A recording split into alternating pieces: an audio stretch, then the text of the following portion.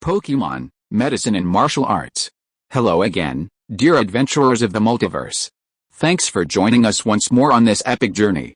Remember, this story is pure science fiction from our wild imagination, so don't go trying to summon dragons in your backyard. The rights of this amazing novel belong entirely to its original author, we are only the narrators. Do you want more adventures? Show some love to our YouTube channel with a subscription and a like, and if you want exclusive content, our Patreon is waiting for you with open arms. Chapter 526, Mutual Fight. However, our Gyarados was no pushover. Upon seeing a look from Catboss, Gyarados' temper immediately flared. What kind of look is that? Are you trying to be more aggressive? I'm a fierce Pokemon, the near-dominant force of the water element. Yo. What's the glare you're giving me? Look at my rage, Gyarados. Gyarados roared, its dragon eyes fixed fiercely on Catboss. But despite Gyarados' apparent defiance, Catboss pretended not to notice, its sharp eyes still fixed on him. This made Gyarados feel uneasy, even a little irritated. After all, what Pokemon would normally interrupt its gaze? Wouldn't an angry Pokemon that locked eyes with it be terrified? But now, someone wasn't afraid of it. Wasn't that a tantamount to a challenge to its authority? Even though Catboss was at the top of its food chain, wasn't it? After all, even for Pokemon, in this world of the survival of the fittest, fish can't escape the fate of being eaten by cats.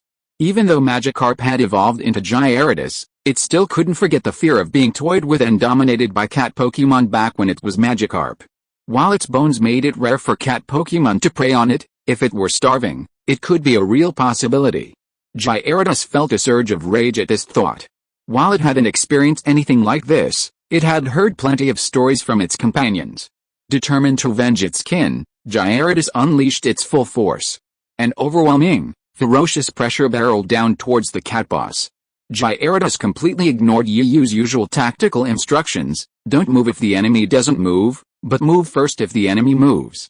It twisted its massive frame, intending to crush the opposing Catboss to the ground with overwhelming force, rubbing and rubbing, determined to make the other party experience the devil's pace.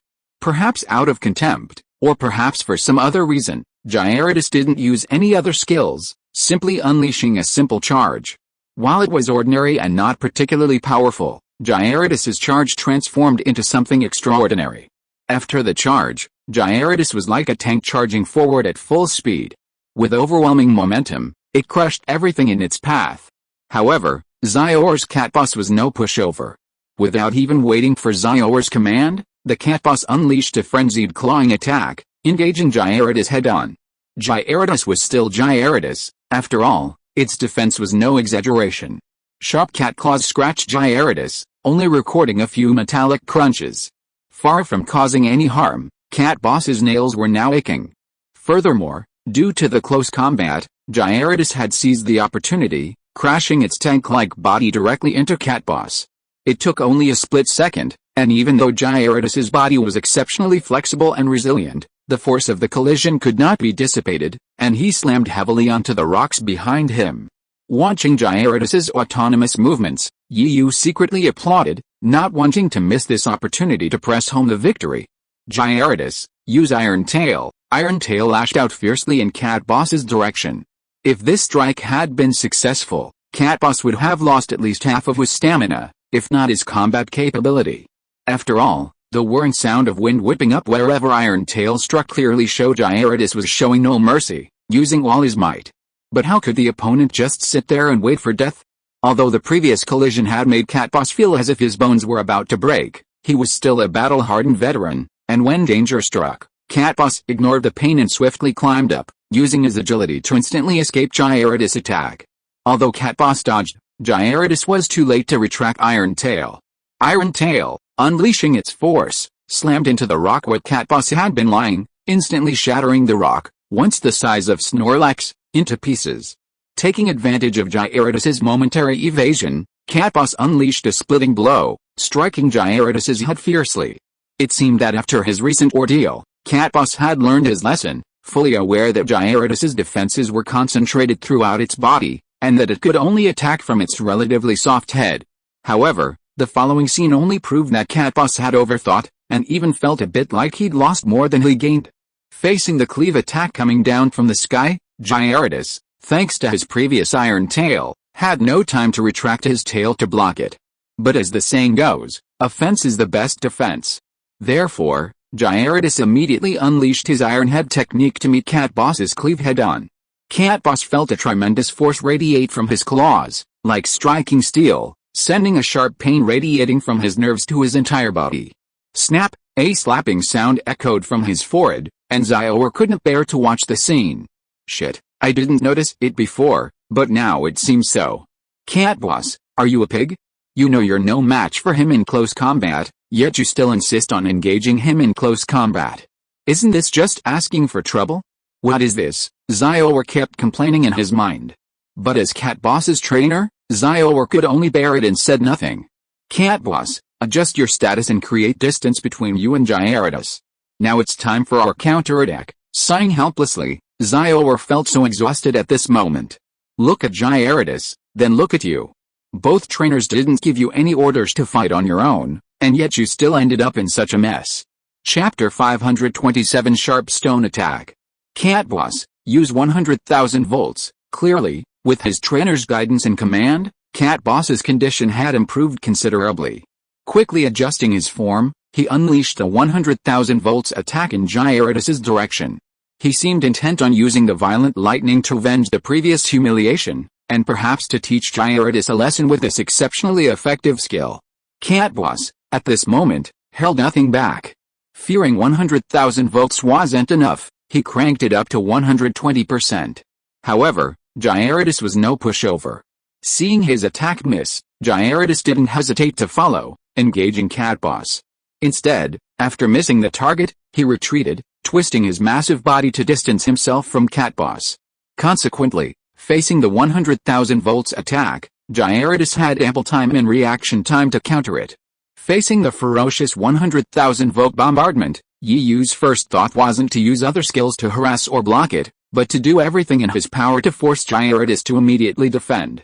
After all, regardless of the opponent's strength, would they be able to dodge quickly when his attack landed?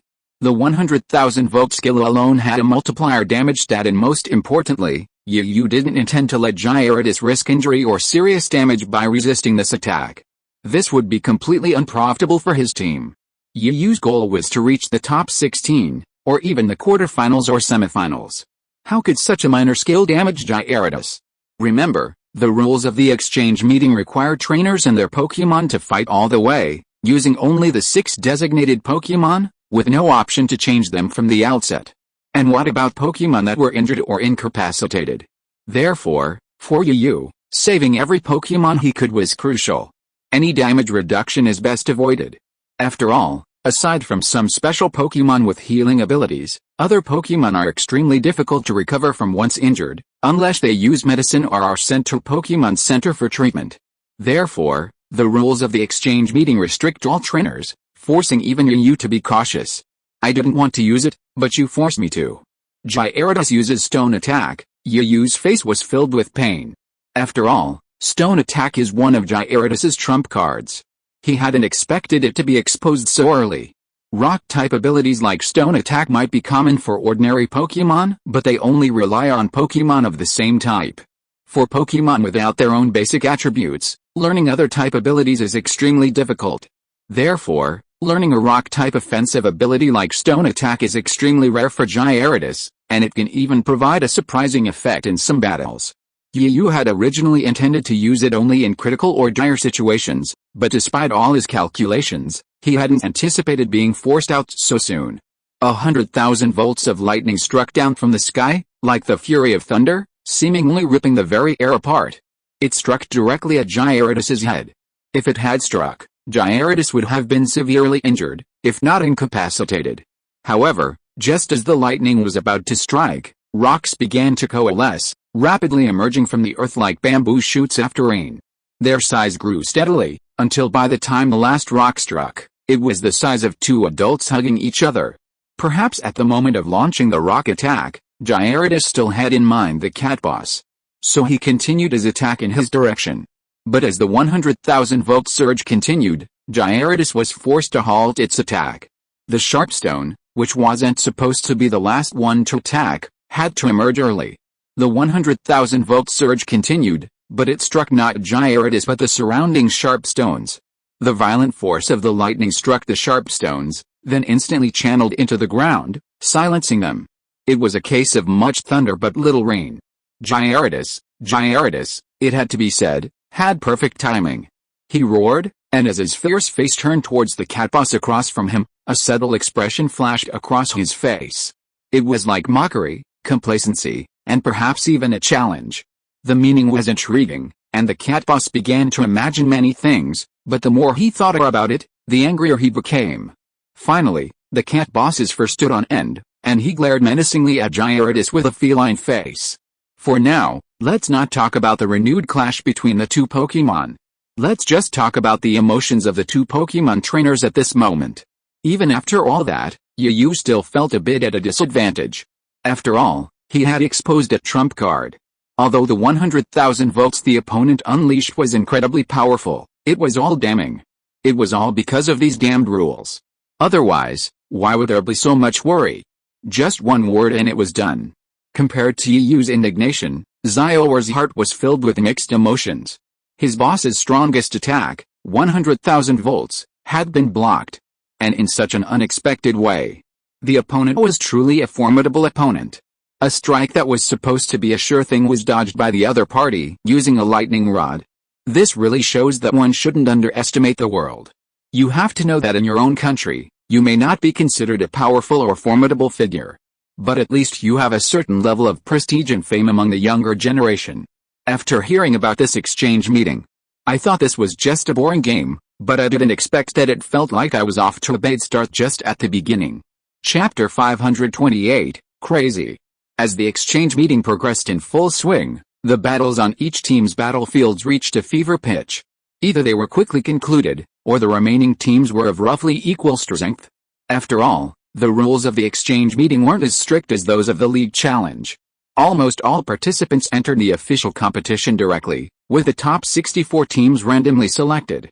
After all, large-scale Pokémon battle tournaments like the League Challenge, besides earning 8 gym badges as proof of eligibility for the League Tournament, they still had to go through a brutal elimination process, weeding out the weaker and more optimistic contenders. Only the remaining strong Pokémon trainers could truly begin the elimination process of the League Tournament. This is why Pokémon trainers who have competed in the League Tournament and made it to the top 64 of the tournament are considered to have achieved a place and demonstrated their strength, even if they immediately failed. It's no exaggeration to say that if a village can produce a player who advances to the round of 64, that person becomes the most powerful being in the eyes of those around them, the pride of their community. Back then, when he challenged the Pokémon League Tournament in Country E, he'd at least made it to the round of 16. But now, at this exchange meeting, it felt nothing like that. This feeling of starting off badly was truly disheartening. Remember, this exchange meeting was only the beginning of the round of 32 matches. Was he really going to lose? Xiaoer's face was unconcealed with resentment, and his clenched fists betrayed his current state of mind. I just don't believe it. Is the other party really that powerful? Xiaoer said, his face visibly unconvinced, a hint of madness etched across it. But on second thought, it made sense. In his country, someone like Xiaoer was considered a young talent, a formidable force. While he might not always win, defeat was certainly a rarity. Before the older generation took action, Xiaoer had won more than he lost against his peers. But the current situation was just beginning. After all, the 64-gun competition had only recently concluded, and the round of 32 had just begun. In a sense, the trainers who made it to the round of 64 and round of 32 were generally considered inferior. Only those who reached the top 16 were considered average, while the top 8 and top 4 were considered superior. As for the battle between champion and runner-up, it was the best of the best. From initially being a top-tier competitor, he suddenly became inferior. How did Xiaoer, who was barely arrogant and had rarely experienced a serious defeat, feel? It was a huge blow, and under all the pressure, Xiaoer was completely driven crazy. He would not allow himself to fail and become one of those inferior trainers. As if sensing the thoughts his trainer was conveying, the cat boss's face, which had previously been relatively calm, now flickered with madness. Judging from your performance in these matches, I'm sure you're aiming for the top 16, right? Xiaoer's voice was slightly low, seemingly questioning, But his tone was remarkably certain. What the hell is the top 16? I'm saying that people should have some aspirations and goals, okay? Can't you stop being so idle? My goal is to win the championship, Yu snorted with disdain, then stated his goal without reservation. Although it might seem presumptuous to others, it was. However, something Yu didn't know. The words he had just spoken pierced Xiaoer like a sharp sword, causing him tons of damage. Have I become a salted fish? Haha, that's quite funny, too funny, Xiaoer's slightly manic voice echoed, and he would cover his face from time to time, his expression of laughter so exaggerated. It was truly remarkable that the referee's mental fortitude was truly excellent. Seeing Xiaoer in such a state, he didn't simply dismiss him as a psychopath and send him away. Ha, the manic laughter continued. Just as Yu was about to cover his ears helplessly and continue issuing the attack order, the sound suddenly stopped. Boss Cat, tear him to pieces. Tear him to pieces. Xiaoer's once handsome face now took on a sinister, terrifying quality. At the same time, Boss Cat's expression also took on the look of his trainer, giving off a chilling, eerie aura. Cat meow, he licked his prey with his pink tongue, like a hunter looking at his prey. He showed none of the embarrassment he had shown after being crushed to the face by Gyarados. What's going on? Are you ready to fight us to the death? Yu's mouth twitched. He couldn't help but rant inwardly. Is it really that serious? What's this? This is just a fight. With such weak mental endurance, how can he even compete in a Pokémon tournament? With the idea of striking first and then suffering later, Yu didn't hesitate. He decisively gave the order, Gyarados, use water cannon to intercept this opponent. Gyarados' best interception skills were Tornado and Rainfall, but this was another of Gyarados' trump cards. He couldn't let it be exposed again, that would be a huge loss. While Tornado and Rainfall weren't the first time he'd used them, and they'd even been exposed to many people, at least they weren't aware of it. A trump card is only a trump card if it creates a surprising effect. Gyarados fired the water cannon, rapidly approaching Catboss. Judging by its power, if it were hit, Catboss would likely be seriously injured. Even when the cat was in full-on desperate mode, he was still incredibly impressive, wasn't he? Just as the water cannon was about to reach him, he deftly dodged and then returned to his original position. He unhesitatingly fired a shadow ball back. Are you trying to outsmart me? It's a shame you're still a little behind. Chapter 529 Cooperation.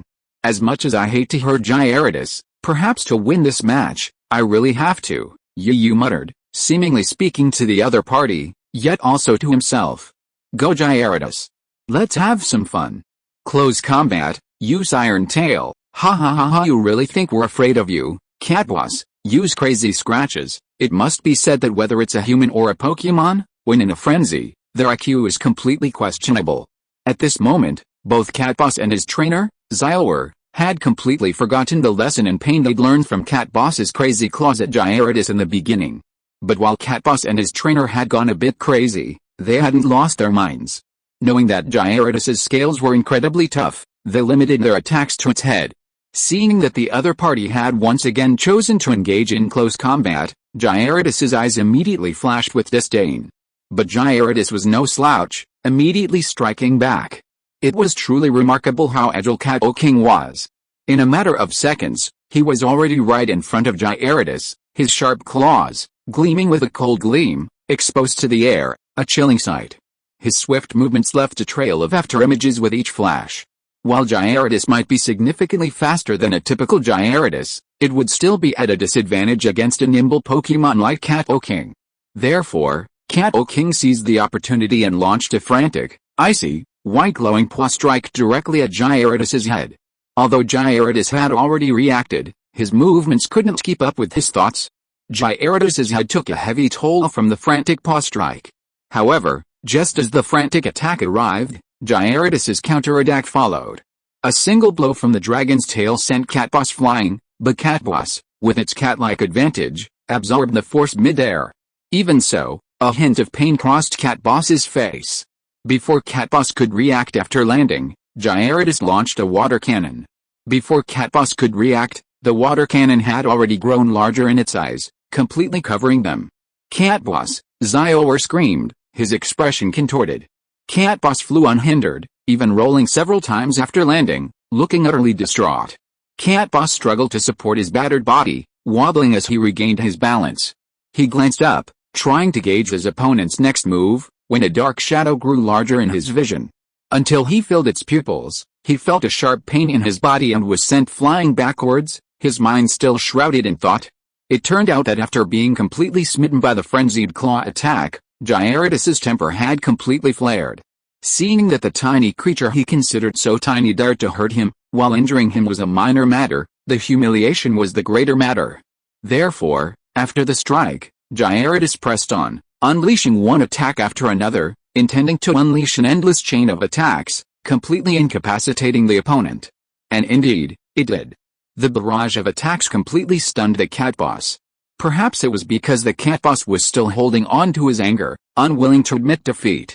Despite the barrage of attacks, the cat boss still stood in the battlefield. Wow, this cat boss is truly amazing. He managed to withstand such a continuous barrage of blows without losing his fighting ability. In the audience, upon witnessing the scene, Yulong's and I was deeply surprised. After all, in a match, he was the only one who knew the strengths of Yu and the other Pokemon the best. Among them, Gyarados was the one he had fought the most. Well, this cat boss truly has great potential. With further training, reaching semi-champion level might not be impossible. Do praise the cat boss highly. This cat boss is indeed a very powerful Pokemon. It's just that the character of its trainer is truly terrible. Such a promising talent, being dragged down by such a trainer? Shiba's words were filled with regret for the cat boss, and even more so, indignation towards him. Listening to the discussion between these two kings, Yulong's and I was completely confused. What was going on? What were they talking about? Why couldn't I understand anything? Du also caught a glimpse of his younger brother's bewildered expression from the corner of his eye. Intent on nurturing his younger brother, Du didn't hide anything from him.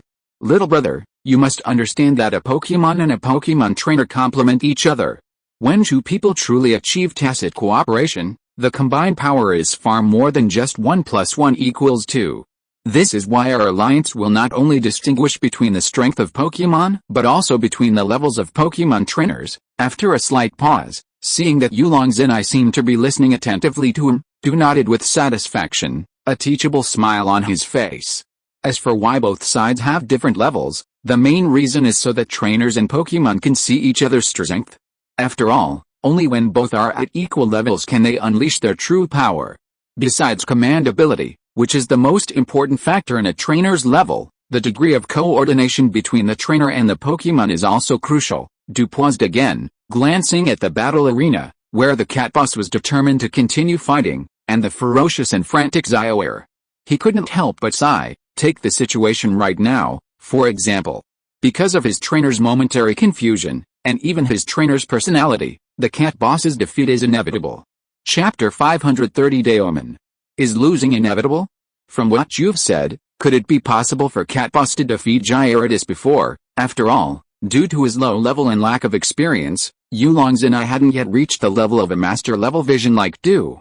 If cat boss had a 50% chance of winning against Gyarados before, now it's less than 25%. Du smiled faintly and stopped explaining, focusing his attention once again on the battles taking place on the field. Watch carefully, learn well.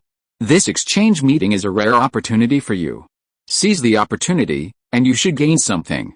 At a certain battleground in the center of the battlefield, the Pokemon battle between Yu and Xiaoer had already come to a close. Although cat boss had not lost his fighting ability after enduring blow after blow, he was already at the end of his strength, hanging on only by a breath and a single determination. After Gyarados unleashed a simple charge, the cat boss was completely incapacitated. Thus, Yu successfully advanced, securing a spot in the round of 16. Back in the rest area at the Huaxia venue, Yu had barely even warmed up when Fangxing and Jingxin returned. However, compared to Fangxing, Jingxin's expression was far more dismal.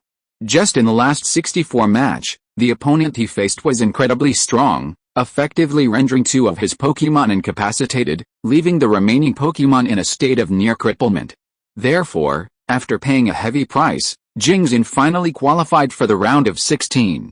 Fangxing was also incredibly formidable. Through battle after battle, none of his Pokemon had lost their fighting capacity. However, 2 of them were exhausted from the constant fighting. He believed that if they were given enough time to rest, they would be able to battle the other trainers' Pokémon again.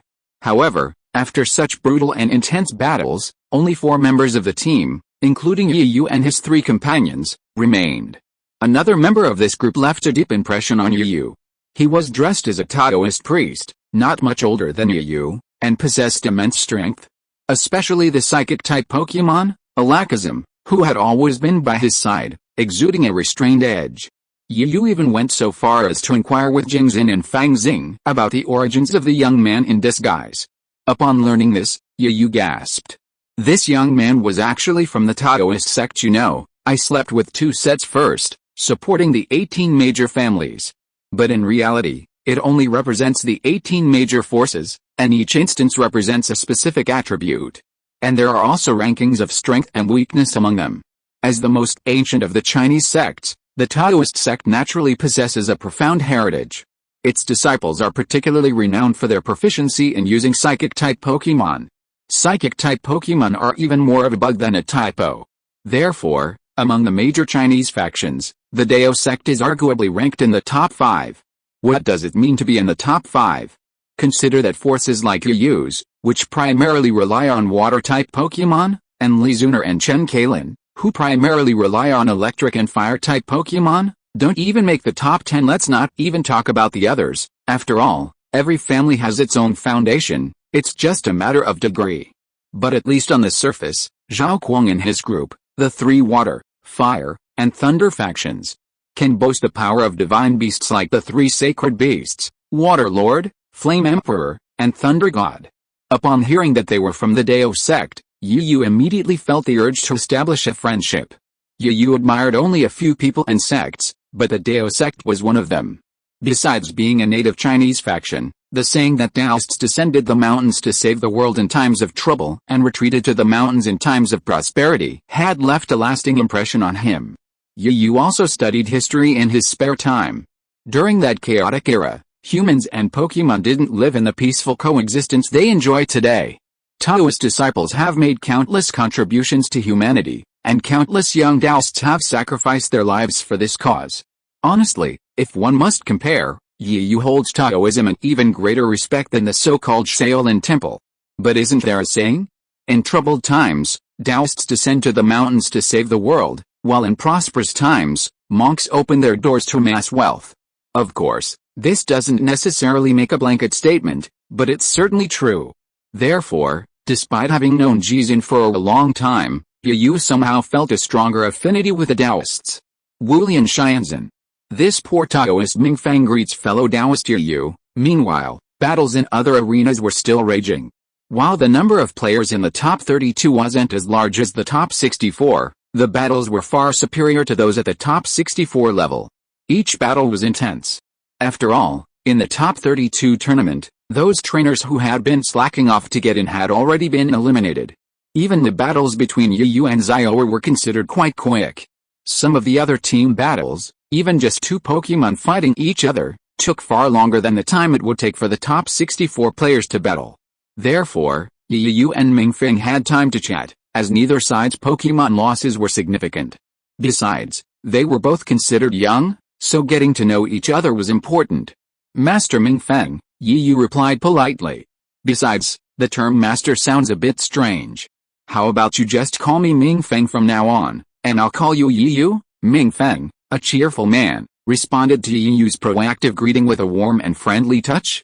Yet, Yu didn't have much of a relationship with him, and coupled with his own fondness for Taoist priests, the two of them quickly struck up a conversation. Meanwhile, while the exchange meeting was in full swing, a few figures sat in a studio completely at odds with the atmosphere. Chapter 531 Mission. Greetings, Captain. Greetings, Captain. 2 muffled shouts echoed from the dark, enclosed room. Takukura nodded calmly, his eyes clear as he gazed at the elite members of the organization. Hugh Tucker, on the other hand, seemed much more enthusiastic. He didn't look like the 8th captain of the S organization at all, but rather like an elderly woman. Well, at least that's what Takukura thought. Had no need to relax, everyone. We're all family. Hugh Tucker's smile remained as bright as ever. Takukura and the elite members looked on in dismay. The dim light obscured their expressions. As if completely unaware of this, Hugh Tucker continued to chatter away, his manner familiar and friendly. The elite members who had just heard this were practically mortified. Are you sure this is one of the 8 captains sent down by the higher-ups, not some psychopathic escapee from a mental hospital? But Hugh Tucker was just one of the 8 captains. His low status meant he had no say. Just because those elite members didn't have a say didn't mean Ta Kuang didn't have one. Forget about that, Ta Kuang even had the right to strike if he got mad. Hence the scene below. Before Hugh Tucker, still rambling on, could react, a fist struck him with lightning speed. The powerful wind blew Hugh Tucker's hair back. The dark shadow in his eyes grew larger, until it covered them, causing Hugh Tucker to shut up in shock. Swallowing with some fear, Hugh Tucker chuckled and slowly moved his head away from the fist's reach. You talk a lot of nonsense, Ta Kuang's voice rang out, cold and emotionless.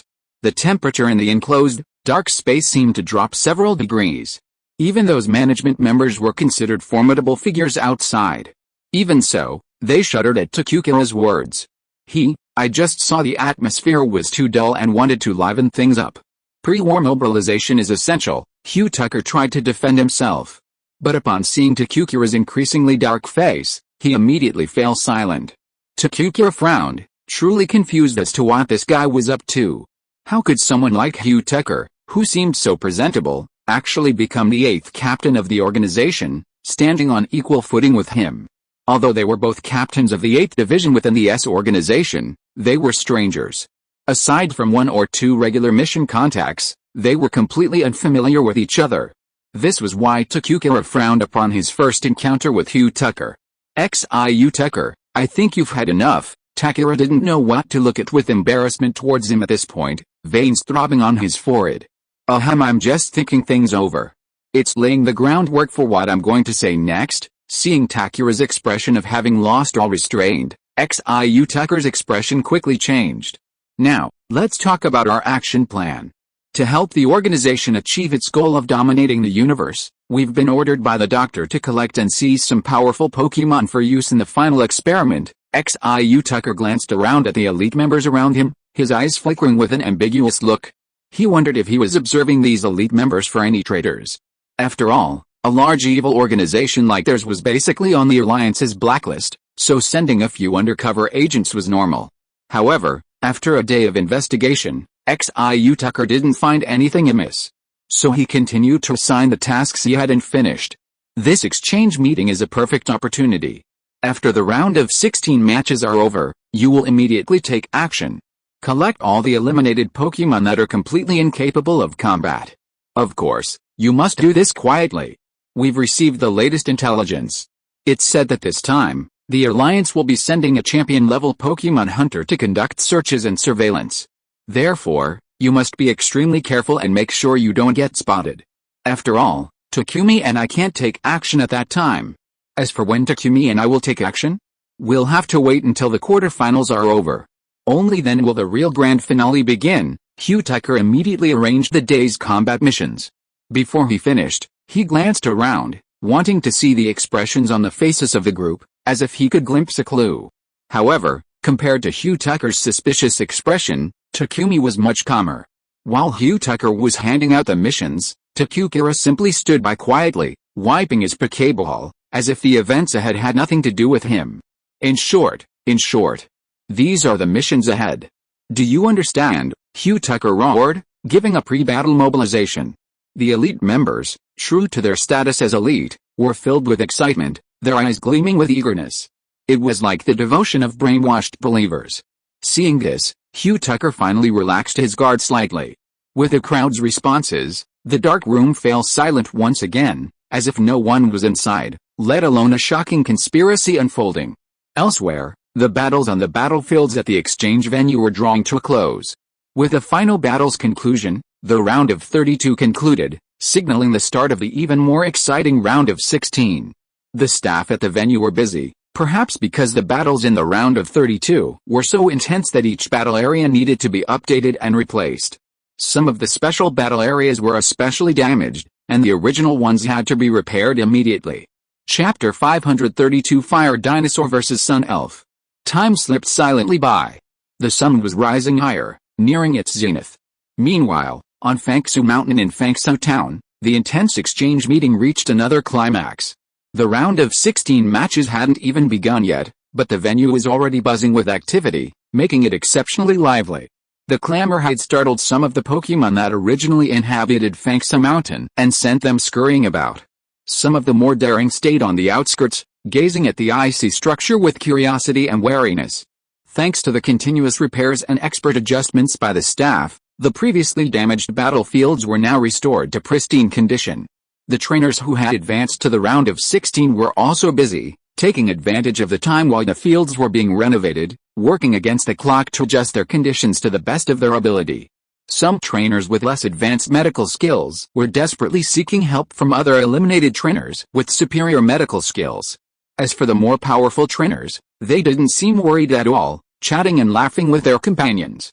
The round of 16 matches are finally about to begin, the host, AG, chimed in, reminding the players that the battle area maintenance was complete, so that each of the top 16 players could prepare themselves mentally. Is the round of 16 finally starting? Yu exhaled deeply and opened his eyes, which had been closed for rest. After chatting with Mingfang for a while, Yu felt embarrassed to interrupt him. After finding an excuse, he returned to his seat and began to gather his strength, mentally preparing for the intense round of 16 matches. The excitement wasn't just for the trainers and Pokémon who were experiencing the battle firsthand, even the audience watching from the stands were filled with excitement. Some snack vendors profited from this. The event was quick, without keeping the audience waiting for long.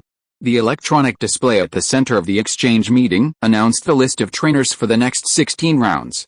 Because there were only 16 trainers, the remaining trainers who qualified for the final round took the stage. The qualifying matches for the top 16 were similar to the previous rounds of 64 and 32, with only 3 Pokémon allowed to battle. After all, this was just an exchange meeting, not a fair and impartial Pokémon League battle. Here, absolute strength and your own healing skills were the only criteria. After all, this was an exchange meeting, so of course, the winner would be determined through continuous battles. For example, if 2 trainers' Pokémon were both in the same weakened state, but one trainer had superior healing skills, they would have a slight advantage in the battle. This was the unique nature of the exchange meeting. It allowed trainers to fully demonstrate their strength and abilities. Yiyu's opponent this time was a Pokémon trainer from country F. He had blonde hair, blue eyes, and a handsome face, a sly smile that occasionally played upon his lips. For some reason, Yiyu felt the urge to rush up and punch him in the face. "Hello, my name is Asi. I'm from country F. I look forward to your guidance." Looking at the handsome young man, Yiyu felt a surge of urges, but he suppressed them. After all, you come from a nation of etiquette, and you shouldn't lose your courtesy. "Hello, my name is Yiyu. I'm from the East, China."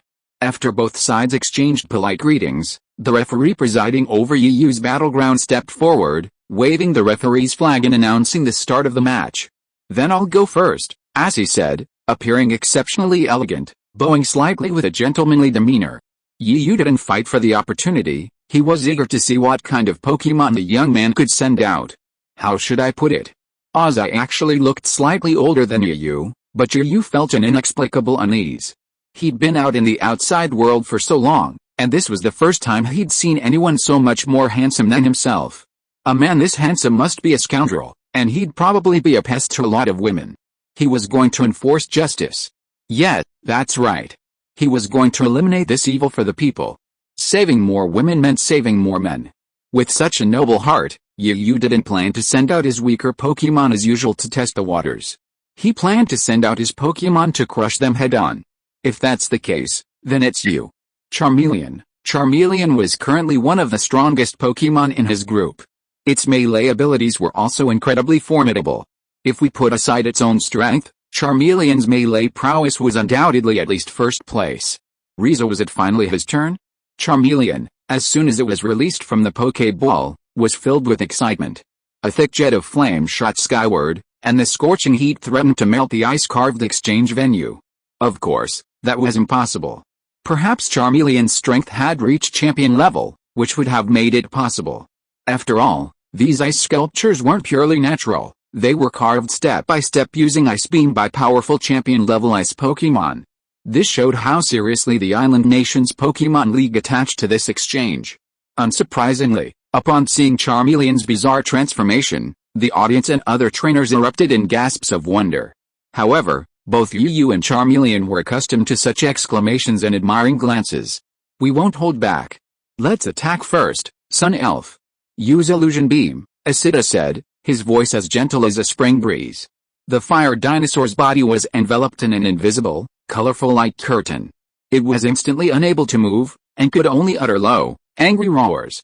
If you are listening to this novel on a channel other than Fanfic World, it means it was downloaded and re-uploaded without effort. We warmly invite you to visit our channel, Fanfic World. There you will find the original version of this story and many other novels of various genres. We look forward to seeing you dive into a world of incredible novels.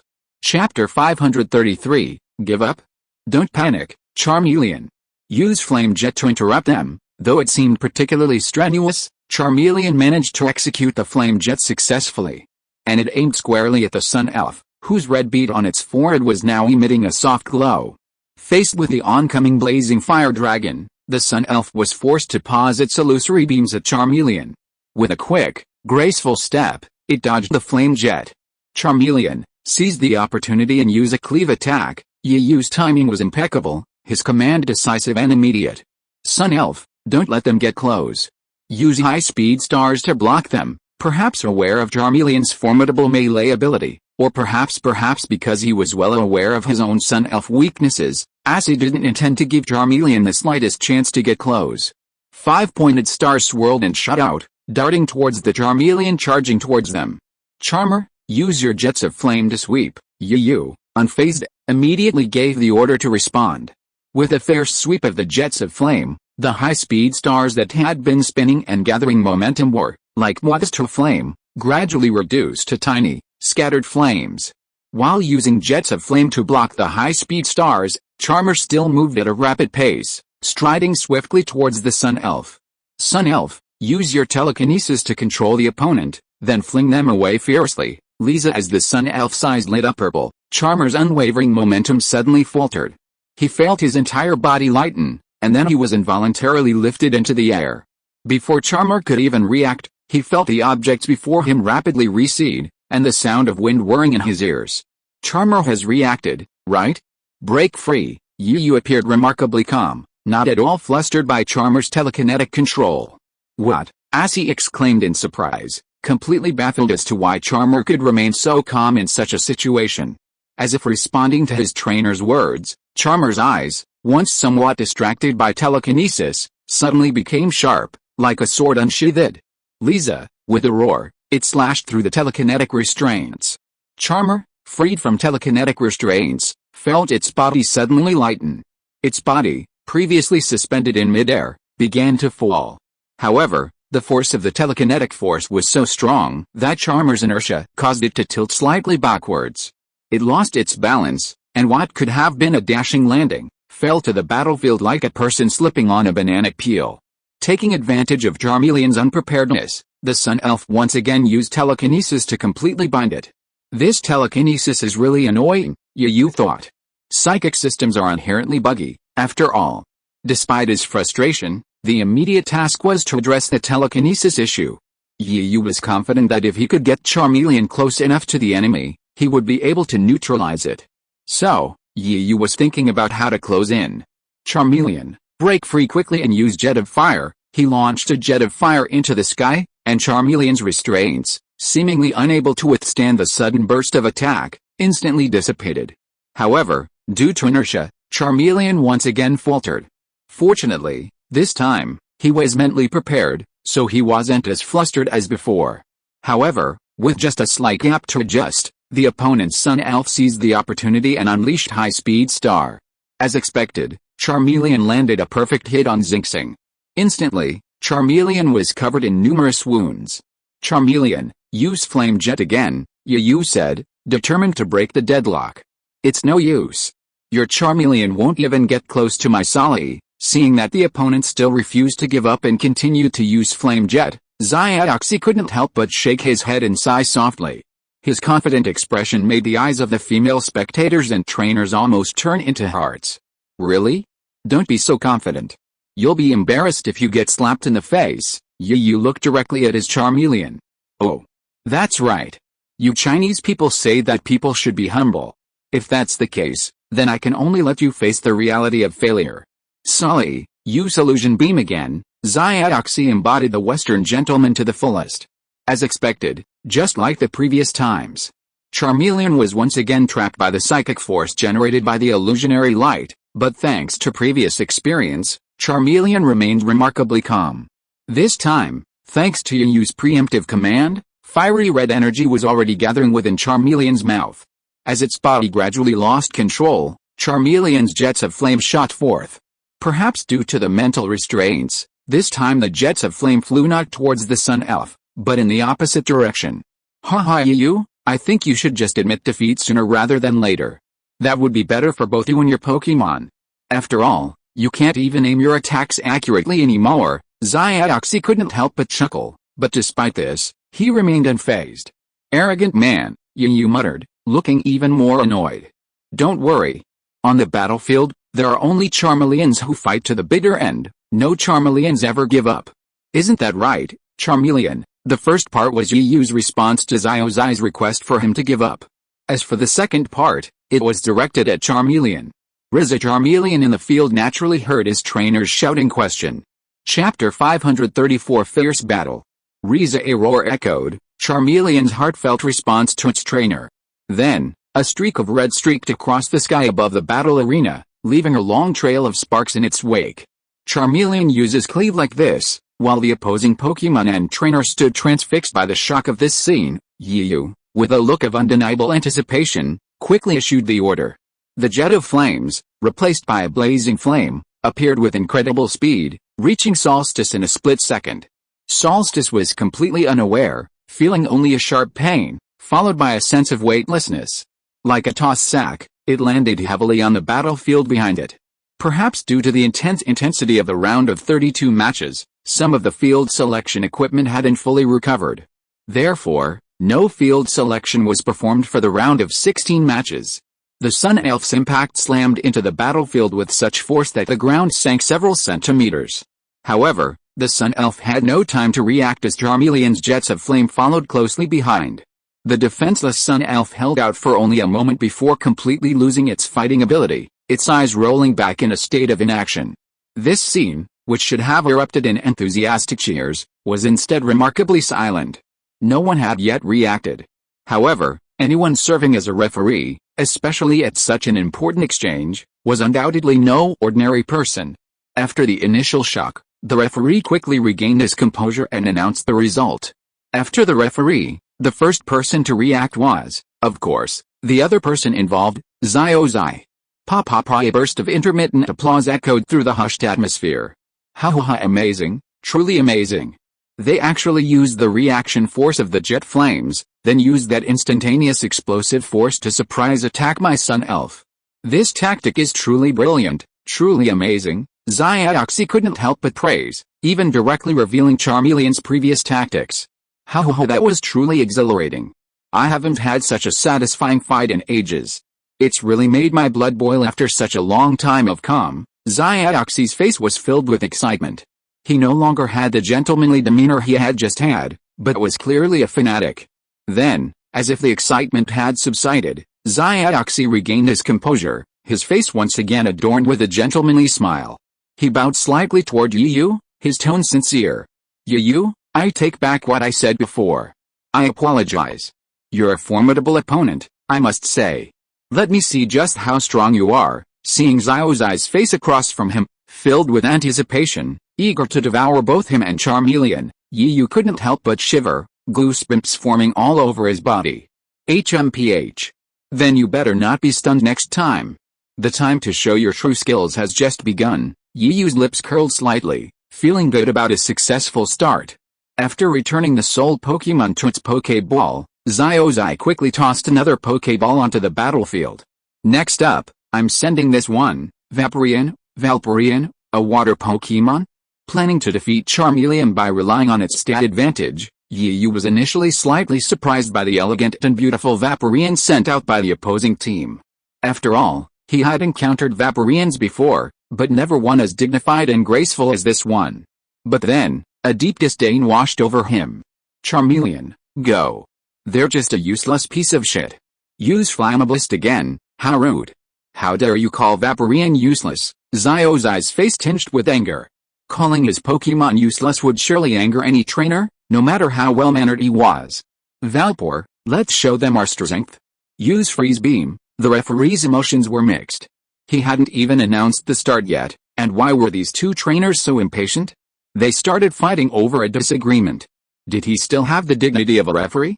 Ultimately, the two trainers had more to look after, and the referee deserved a symbolic wave of his red and green flag. At that moment, neither the trainers nor the Pokemon knew what the referee was feeling. Even if they knew, they wouldn't have the time to care, especially the two Pokemon. Facing each other's ferocious attacks, they were completely absorbed in the battle. The collision of ice and fire instantly sent a cloud of steam billowing, completely obscuring the once unobstructed view. Hey, young man, you're still too young, too immature. Seeing the steam completely engulf the battlefield, Yu, far from panicking, let out a strange laugh. A flicker of triumph flashed in his eyes. What? Unlike Yu, who is illiterate, Xiaozhi was a top student, fluent in many languages and certainly understood Chinese. Xiaozhi was initially puzzled as to why Yu called him young man when he was clearly older. Then, she wondered why Yu spoke so confidently, and from the way he spoke, it sounded as if she was about to lose. Xiaozhi was overwhelmed with doubts, wanting to ask a question, but she didn't know where to begin. The battle on the field didn't allow Xiaoxi to be distracted, so she didn't have the chance to ask. The battle continued. Even though the steam obscured the entire battlefield, you could still clearly hear the sounds coming from inside. And the cries of the two Pokemon on both sides, each refusing to give in. Lisa Shui Shui. Chapter 535 Smoke. At this moment, the entire battlefield was awash in steam. Pokemon were already engaged in a fierce exchange of blows. However, compared to Charmeleon, who remained calm and composed despite the steam obscuring her vision, Vaporeon was somewhat unsettled. With its vision obstructed, Vaporeon completely lost its direction and target, spinning around in the steam like a headless fly. Occasionally, it would even blast water jets from its mouth, attempting to attack Charmeleon, who was hiding in the steam like an Arbok, ready to attack at any moment. However, each shot of water jets into the surrounding steam fell on deaf ears, making no sound at all. It was perhaps due to luck that Charmeleon remained unscathed amidst this barrage of fire. Instead, the occasional flash of a dark shadow through the mist of steam truly kept Vaporeon on edge. There was often a flash of a dark shadow, or even a sound. The water sprite's attention was drawn to it. Suddenly, a faint flame flickered behind the water sprite, then grew larger and larger. It wasn't until it was almost at the water sprite's side that the water sprite finally reacted. But it was too late. The water sprite was instantly sent flying. Where the jet of flames passed, a faint, straight path of water vapor formed, almost visible to the naked eye. Even so, the vapor hadn't completely dissipated, still covering the two Pokemon. The water sprite, excited by the jet of flames, flew out, directly knocking the cloud of water vapor behind it apart. It landed heavily on the ground with a cry of pain. The water sprite's shrill cry instantly gripped Xiaoxi's heart, and her face was filled with worry and anxiety. However, because the vapor hadn't dissipated yet, Xiaoxi couldn't see the battle clearly, and could only give anxious commands. Xiaoxi's current situation was like being blind, while Vaporeon was lame. Trainer and Pokemon couldn't communicate or coordinate commands with each other, making this a difficult situation. While Vaporeon showed some willingness to fight on its own, Charmeleon's was nothing compared to his. Faced with a situation like this, Vaporeon was completely lost. Charmeleon, on the other hand, acted like it was on home turf, showing no signs of panic and even calmly attacking Vaporeon. Fortunately, Flame Spray was a fire-type skill, not particularly damaging to water-type Vaporeons, and Vaporeon quickly regained his feet. And with the experience gained earlier, he was better prepared for Charmeleon's surprise attack. Although anxious to see what was happening in the mist of steam, Xiaoxi gradually calmed down, realizing that continuing to rush was a futile task. The only way was for Vaporeon to defend himself and hold out until the steam rose, so he could launch a counterattack. At the same time, Xiaoxi finally understood that she had fallen for Yu's trick. Or rather, from the very beginning, when she sent out Vaporeon, or indeed any water-type Pokemon, she had been gradually falling into Yu's trap. The fog, created by the vapor produced by the alternating effects of water and fire, enveloped both Pokémon, obstructing their vision and giving Charmeleon, whose attributes were at a disadvantage, a complete advantage. Xiaoxi could see that Charmeleon was extremely capable in such foggy weather, or perhaps it was more of a familiarity, as if fighting in such conditions was commonplace. But that was hardly the truth. After she sent out Charmeleon, the opponent would inevitably send out a fire-type Pokémon to suppress it, and water-type Pokémon would often be the first choice. Why were there so many water-type Pokémon? How come 7 out of 10 of the world is dominated by oceans? And whether intentionally or not, Charmeleon often chose either Suicune or Gyarados as its opponent's target. This meant that Charmeleon had long been accustomed to fighting in conditions obscured by this vaporous fog. Although its vision was obstructed, it could rely on its senses and Charmeleon's unique skill, sound tracking, to locate the enemy Pokémon and deliver a fatal blow. Suddenly, a black gas abruptly blended into the white vapor. Initially spreading in a small area, the black gas gradually converged towards the center, slowly forming a circle that completely enveloped the water sprite.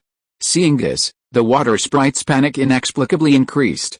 However, the lesson learned earlier served as a constant reminder, calming it down. However, as the black fog gathered, the original water vapor turned completely black. What happened? Why did the water vapor suddenly turn black? Xiaoxi cried out in panic. Seeing this black scene, Yiyu's lips curled into a knowing smile. Xiaoxi wondered what was happening.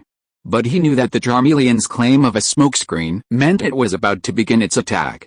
Sure enough, movement soon emerged from the black fog. A flash of white light shone brightly through the mist, and soon the water spirit's screams were heard again, followed by a complete silence. The referee and the spectators looked at each other in bewilderment, truly baffled by what was happening. But before they could react for long, a gentle breeze blew from nowhere, slowly dispersing the smoke. The true form within was revealed. The water spirit had now followed the sun spirit's footsteps, completely incapacitated and lying on the ground. Beside it, Charmeleon, like a victorious Saint Seiya, held its head high. Chapter 536 Thunder. What's going on? Xiaoxi was completely dumbfounded. What on earth had happened? Could anyone explain? His sylph had only been deployed not long ago, and how could it have lost its combat capability after disappearing from his sight for a moment?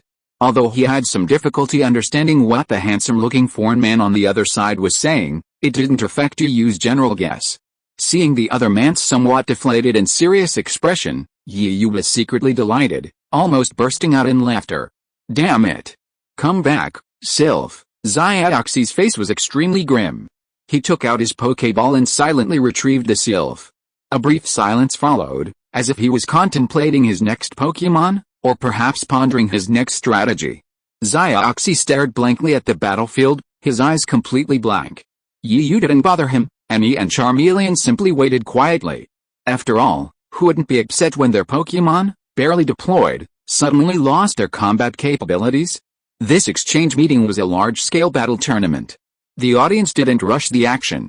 After all, it was the round of 16, with 16 battlefields, and each one was incredibly intense. Was it possible that Xiaoxi, at this moment, was in his own world, completely shutting out the outside world? Scenes of himself and his Pokémon flashed before his eyes. He was considered a master in his own country, yet now, he suffered such a huge loss. How could the mutual efforts between him and his Pokémon end like this? Xiaoxi felt incredibly resentful. He unknowingly took Suicune's Pokéball and unconsciously tightened his grip. If it weren't for the exceptional quality of the Pokéball, it would have been crushed to smithereens. I don't know how long it took, it seemed like a few seconds, minutes, or even hours. Xiaoxi finally came back to his senses this time, and looked up to see Yiyu across from him. After seeing that he liked him, he gave him a bright smile. Good man, where did this good man come from? Are the people in eastern China so good? When I was dazed and distracted, he didn't kick me when I was down. Instead, he gave me a bright smile, a smile full of sunshine, making me feel as if I had regained my confidence. Taking a deep breath, and forcibly suppressing the restlessness in my heart, Xiaoxi also sent out his last Pokémon. Come out and fight, Raybao, it's Raybao this time? It seems that the opponent is also an EV evolution collector, Yiyu said in surprise. Based on the previous two Pokémon, Yu naturally came to this conclusion. But even if you evolve into many forms and possess many attributes, what does that matter? You definitely can't beat me. Yu appeared exceptionally confident, even returning Charmeleon to its Pokeball and sending out a new Pokemon. It's you, Gyarados. Yu had sent out none other than Blaze, a top-tier Pokemon. However, due to his limited number of Pokemon, Yu had no choice but to place it in the main tier. And since it was temporarily a member of the main tier, even though Blaze was slightly weaker, Yu decided to give it a chance to demonstrate its abilities. Even if the opponent sent out a Raikkonen, Yu was prepared to give it a try. After all, Blaze had been with him the longest, and its strength should have reached a breakthrough long ago. If Blaze didn't break through now, it would be truly unacceptable. As for Suicune, there was no comparison, after all. It was a legendary beast, not some humblebrag. Its talent was already beyond the reach of the average rocket sparrow. What do you mean? Why did you send Charmeleon back and instead send a rocket sparrow, who was even countered by my thunder sprite? Are you looking down on me? Xiaoxi's once bright smile suddenly faded into anger, his fair, if somewhat handsome, features flushing red. No, how could that be? I just think your thunder sprite is too strong. My rocket sparrow is relatively weak, so I decided to send it out to hone its combat power and see if it could achieve a breakthrough under the overwhelming might of the thunder sprite. Yu denied it repeatedly, even giving a very convincing reason. Of course, this was all thanks to the referee, who was acting as a temporary translator between the two countries. Is that really the case? Xiaoxi was skeptical, feeling that the other party's words were completely twisted, yet he still felt something was amiss. Yu didn't intend to give him time to think. He immediately urged, "Hey, I'm telling you whether you're going to fight or not. Stop dragging your feet like a bitch." The referee translated the words faithfully, though a hint of embarrassment crossed his face as he did so. Okay, since you're so eager, how could I possibly spoil everyone's fun? Xiaozhi smiled, a bright smile. But the next moment, before the referee could give the order or the crowd could react, Xiaozhi's command rang out. Thunder Elf, use thunder? Shit, what a jerk. He's even trying to surprise me. Although Yu had some objections, he was still a bit slow to react. Was this still the polite gentleman from a moment ago? How could he have turned into a scoundrel now? However, Yu was no pushover. After the initial shock, he reacted instantly. Rocket Sparrow, use Shadow Clone, then dodge at high speed. The thunder skill landed, and the shadow clones conjured by Rocket Sparrow vanished into thin air in an instant, leaving no trace. The entire sky above the battlefield was completely devoid of Rocket Sparrow's presence. It was as if the thunder skill had truly blasted it to pieces, leaving not a trace. A gentle breeze blew, carrying a trace of dust from the battlefield. Chapter 537, Burn the Boats. What's going on? Where's Rocket? Why can't I find it? Xiaoxi, like a Raikkonen on the battlefield, looked around for Rocket. But to his dismay, Rocket seemed to have vanished without a trace. Thunder, the Raikkonen's hair stood on end, and even within its needle-like hairs, strands of electricity flickered and danced. Like a hedgehog, protecting its body, the Raikkonen bared its teeth, lowering its body slightly, poised to attack at any moment. In fact, at this moment, not only Xiaoxi and the Raikkonen hadn't noticed Rocket, but even Yu, the trainer, hadn't noticed. Yet, Yu, the trainer, maintained a calm smile, a stark contrast to the panic within him. So, where was Rocket, the one everyone was so focused on? It turned out that Rocket Sparrow had just taken advantage of the flash of lightning from the thunderstorm, illuminating the entire battlefield. Having escaped with a shadow clone contest, he had now exploited his flight advantage to hide in a blind spot, hidden from everyone's view. His sharp eyes fixed on the thunder spirit in the arena, ready to deliver a fatal blow. After all, the level disparity between the two was significant, and Rocket Sparrow would not waste his combat power. Time ticked by, and the atmosphere in the arena grew tense. It was clear to everyone that Rocket Sparrow was planning a fatal attack. As if seizing the opportunity, Rocket Sparrow, hiding in the shadows, suddenly had his eyes lit up, flapping his wings and preparing to swoop down. However, something unexpected happened. Perhaps Yu had forgotten that Rocket Sparrow was still poisoned. With a flash of purple light on his face, Rocket Sparrow let out a cry of pain, and his form was immediately exposed. After all, there are several negative statuses: poison, confusion, paralysis, burns, and sleep. Only the confusion state can be released again after being retrieved into the Pokeball. The other states persist even after being retrieved. Perhaps it was the sheer excitement of being sent out by his trainer for another battle. Even Blaze briefly forgot that he was still poisoned and vulnerable to losing HP. This was a crucial moment, and Blaze, previously well hidden, was instantly exposed. The lightning's reaction was incredibly swift. As Blaze emerged, another 100,000 volt bolt followed. Blaze, already in a state of poison, was in excruciating pain, completely unable to control himself. He froze in midair, even beginning to fall. Bang! The 100,000 volt bolt descended, completely enveloping Blaze in the force of lightning. In the end, Rocket Sparrow was completely engulfed by the 100,000 volts, leaving only the crackling force of thunder and lightning in the air. Rocket Sparrow, Yu screamed in fear. This was the worst he'd ever lost his composure, aside from Rocket Sparrow. If this had happened to any other Pokemon, even the weakest crab, Yu wouldn't have had to worry so much. After all, every one of his main Pokemon had been fortified by his training. They could withstand bullets, not to mention those ridiculously powerful abilities, but at least they could withstand a wave of attacks from ordinary Pokemon. But if this Pokemon had been Rocket Sparrow, the situation would have been completely different. Yu was terrified.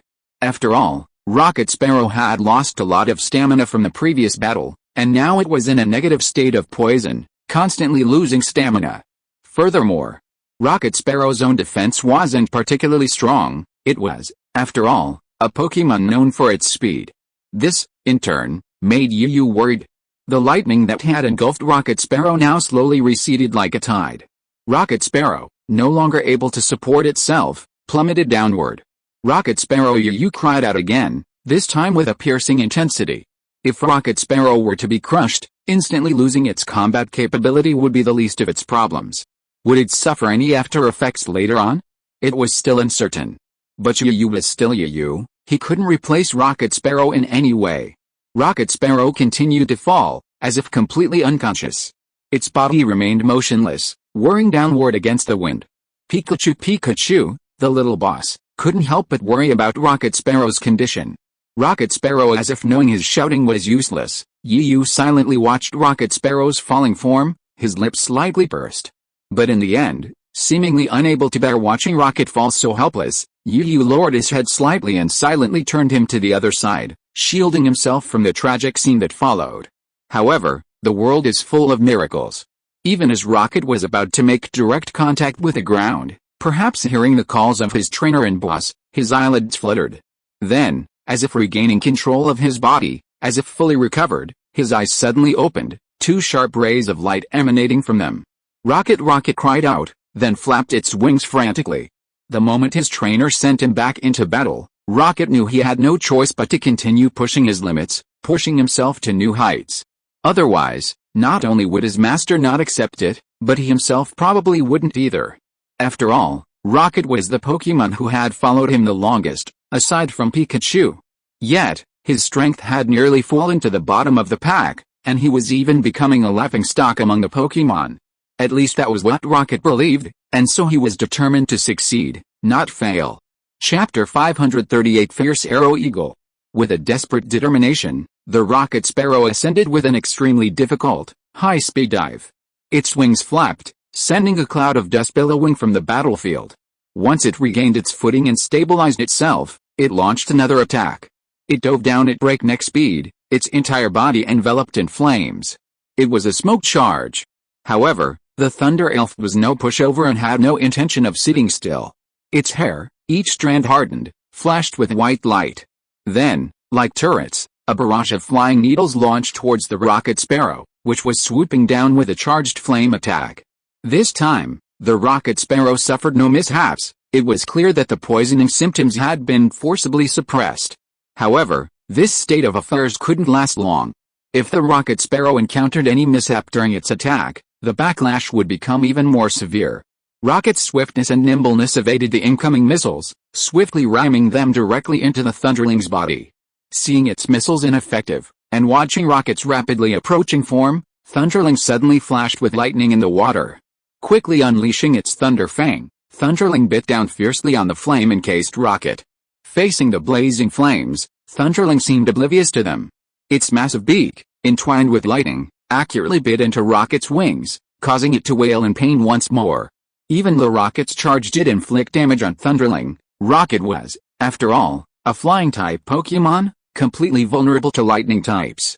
The fact that it didn't instantly lose its combat capability was a testament to Rocket's fortitude. Well done, that's what a Raikkonen does. And then fling it away. Xiaoxi now had a clear understanding of the situation. Winning was impossible.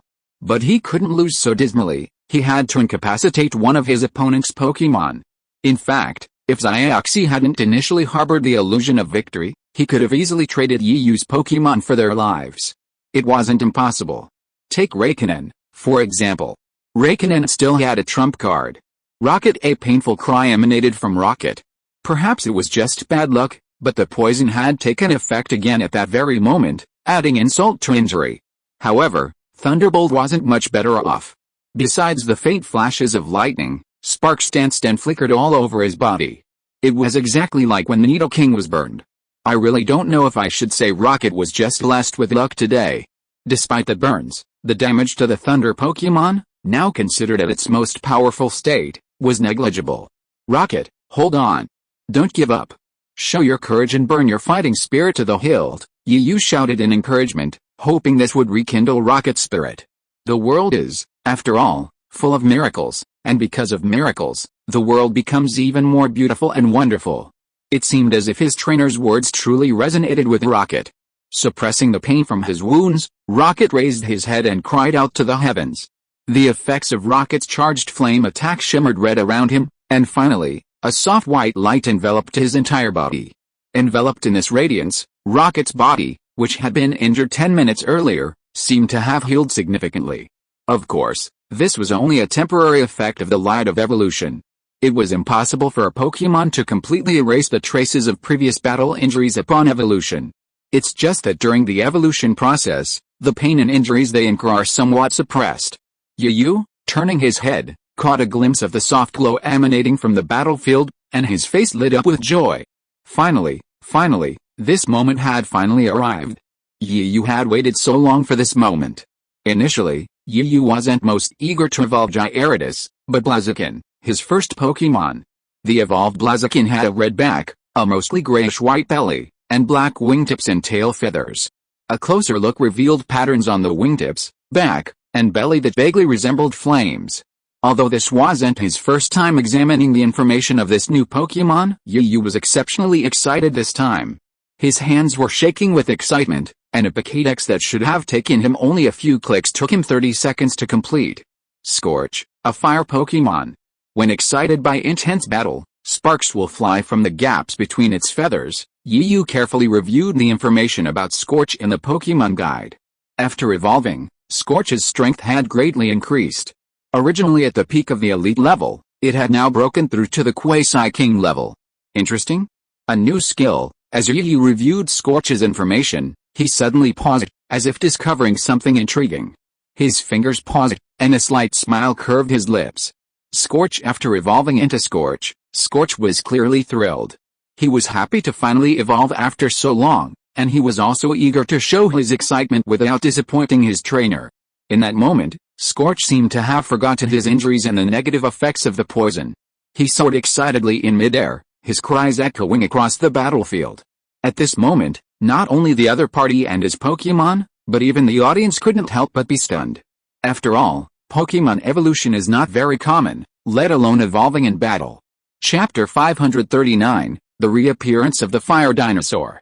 Flammerhawk, let me see the power of your new skills. Seeing the newly reborn Flammerhawk, Yiyu was now somewhat impatient, eager to test the extent of the evolved Flammerhawk's power. Flammerhawk yelled, and then his entire body was enveloped in light. After circling once, he suddenly rushed towards the Thunder Pokémon. Seeing Flammerhawk's aggression, even the Thunder Pokémon, such as Xiaoxi, were startled. Walter?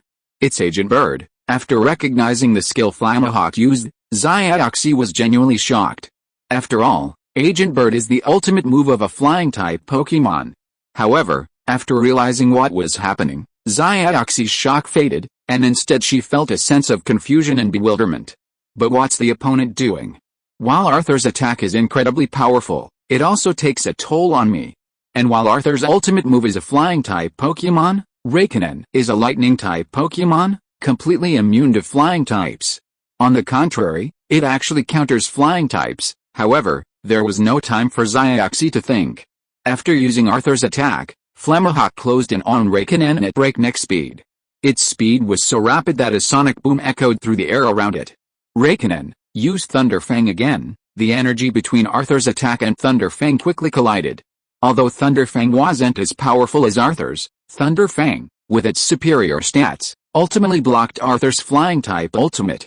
Its massive teeth, formed entirely of lightning, bit down on Flamahawk's wings, preventing it from advancing even a single step.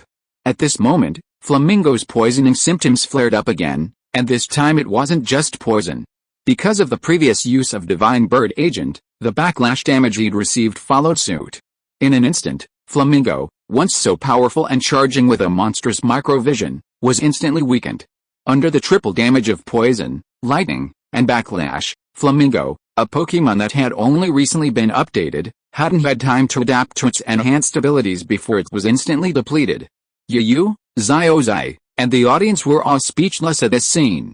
Yu couldn't help but twitch his lips. Could it be that even after evolving, Flamingo still couldn't change its status as the weakest Pokémon? But Yu had waited, didn't he think about it? Although Rocket Sparrow had successfully evolved into Flamingo, significantly increasing its strength, it had already suffered numerous injuries before that, and had only been able to hold on to this moment by sheer force of breath and determination. Add to that the fact that it was facing a Thunder Pokémon whose stats were already severely disadvantageous to it, and the negative effects of poison would have forced even the strongest legendary beast to its knees, let alone Flamingo. Thank you for your hard work, Flamingo. You've performed well. Leave the rest to us. Despite Flamingo's defeat, Yu wasn't disheartened. Instead, he nodded in satisfaction as he retrieved the Pokéball. After all, the desired effect had been achieved, the rest was just a matter of time. Yu, what Pokémon are you sending out next? I'm really looking forward to it. Seeing that he had finally secured his first victory, Xiaozhi's confident smile returned to his face. Although it came a little too late for him, he felt that if he could consistently disable the opponent's Pokémon, then he could also disable his second and third Pokémon. That's how confident the men of Country F are. It's a bit different than I imagined, but since we're lost, we're lost. Charmeleon, you go ahead. Yu sent Charmeleon out again. Oh. Charmeleon's on the field again. Xiaoxi's eyes lit up when he saw Charmeleon being sent out. Raikkonen was also excited, lightning flashing around him with increasing frequency. Previously, he had been regretting not being able to battle Charmeleon, but now he had unexpectedly gotten his wish. What are you talking about? Charmeleon, give Raikkonen a flame spray. Raikkonen, use Missile Needle. While the battle was raging on the battlefield, a different scene was unfolding outside. Men in black, emblazoned with the S mark, had already quietly spread out across the exchange venue. Most of them were located in more secluded areas where people would pass by. Although the exchange was a competition of a different kind, the crowds of spectators were enormous. After all, it's human nature to love to join in the fun. Therefore, while the exchange meet was a higher-level event, it still attracted many powerful trainers, along with a few ordinary spectators, in addition to some well-known figures. The exchange meet was, after all, a large-scale Pokémon battle competition. While the participating trainers' abilities varied, the international nature meant that even the weakest trainers were not likely to be too bad. However, this also made registration for the exchange meet extremely difficult. To qualify, one needed a recommendation from a prominent figure in a particular country or region, and the number of participants was extremely limited. This wasn't just because the exchange meet was an international event. Many people couldn't understand other languages, and if they disdained to participate, then you would probably just be one of the spectators, with no chance of participating at all. Therefore, while those powerful trainers felt deeply regretful about not being able to participate, it was also a good thing to be able to watch others battle and learn a lot. Therefore, the entire day's exchange meeting brought together many outstanding Pokémon trainers from all over the world. As a result, the atmosphere in the exchange venue was lively. Although everything was proceeding in an orderly manner according to the event plan, it was also particularly lively. Whether inside or outside the battlefield, there was a bustling crowd. If you are listening to this novel on a channel other than Fanfic World, it means it was downloaded and re-uploaded without effort. We warmly invite you to visit our channel, Fanfic World. There you will find the original version of this story and many other novels of various genres. We look forward to seeing you dive into a world of incredible novels. Chapter 540, Action. At this moment, in a corner of the exchange venue, a restroom on the west side, the entire venue is buzzing with activity. Even though the restroom was separated by several walls, the din could not be contained. Did something bad happen this morning? Bi Guangming clutched his stomach and rushed towards the restroom. Oh my god, what the hell did I eat this morning? My stomach is so upset. This is the third time this has happened. If this keeps up, I won't have time to watch the match between Jingxin, Yiyu, and the others. Bi Guangming was filled with resentment, yet at the same time, he felt both relieved and sad. He was relieved and sad that he had been eliminated in the round of 64. Otherwise, given his current state, he would have been lucky not to have embarrassed his Pokémon, let alone commanded them in battle. Perhaps having learned from his previous two experiences, Bi Guangming, upon seeing the approaching bathroom, pushed open the door without a second thought. He completely failed to notice the two pairs of eyes lurking in the darkness, silently observing his movements. Just as Bi Guangming was about to close the bathroom stall door, two figures swiftly entered. Bi Guangming was thankfully experienced, though he looked a bit disheveled by the diarrhea. He was at least a second-level Grandmaster. While Bi Guangming might not be as skilled as Jingxin and Yiyu in Pokemon battles, he was completely unfazed by their sheer physical prowess. Upon seeing the sudden dark figure rush in, Bi Guangming's first reaction was to take immediate precautions, his fists lashing out like dragons. While his strength was somewhat diminished by the discomfort of diarrhea, it was still more than enough to deal with the two men. The two figures instantly flew backwards from the stall, slamming heavily against a bathroom wall. Who are you? Bi Guangming frowned as he looked at the two black-clad men who had climbed back to their feet, his eyes filled with vigilance. He unconsciously shuffled backward, his back less secure against the wall. One hand rested on his chest in a defensive gesture, the other already stealthily reaching for the Pokeball at his waist. While the rules of the exchange meet stipulated that incapacitated Pokemon could not be fielded, and that Pokemon could only be healed by their trainers or others, these restrictions applied only to those trainers and Pokemon who advanced to the next round. For those trainers and Pokemon who had already been eliminated, the Pokemon League had assigned Miss Joy to the exchange meet to assist with the recovery of their Pokemon. Because of his previous defeat, Bi Guangming's three strongest Pokemon were still being healed by Miss Joy. While the Pokemon he currently carried included some of his strongest Pokemon, they were outside the top three, and their combat power was far from exceptional. Therefore, even though Bi Guangming had the upper hand when he blasted the two men away, that was only at the level of 5 sword strikes. If the other side sent out their Pokemon, they would probably suffer a great loss. Regardless of how strong the other side was, the two men looked like they were clearly well prepared. Facing a 1-on-2 situation, Bi Guangming felt a little intimidated. Kid, you're quite capable. If you hand over your Pokemon, we might consider letting you go, or even letting you become a member of our organization. Otherwise, you won't be able to bear the consequences. The two men in black exchanged glances, and one of them stepped forward and pointed at Bi Guangming with particular arrogance. Organization? You have the S pattern printed on your body, so in that case, you're the bad guys from the S organization again. After learning the other party's identity, Bi Guangming relaxed a little. After all, they had fought each other before. It was precisely because of their previous encounter that he, Yiyu, and Jizin knew each other. Since you know identities, why don't you just hand over all your Pokemon? That way, you'll be spared some physical pain, and we'll save some trouble, the man in black threatened. However, Bi Guangming clearly wasn't buying it. Just because he had diarrhea didn't mean he was stupid. Bi Guangming wasn't going to waste any more time talking to them.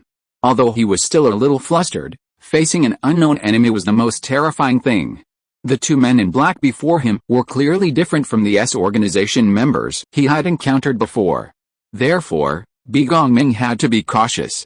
After all, while he was a charlatan, those facing him were members of a sinister organization. They were no match for him. Come out and fight. Sansang King, Gala Gala, Bi Guangming immediately dispatched his two remaining combat-capable generals. You're really not going to take a toast? If that's the case, then attack. Old monster, Come out, Spoon Snake. The two black-clad members of Organization S weren't exactly to be trifled with. After all, they were elite members. They each sent out 2 Pokémon of comparable strength to Begongming's. 2 versus 4? That's quite exciting.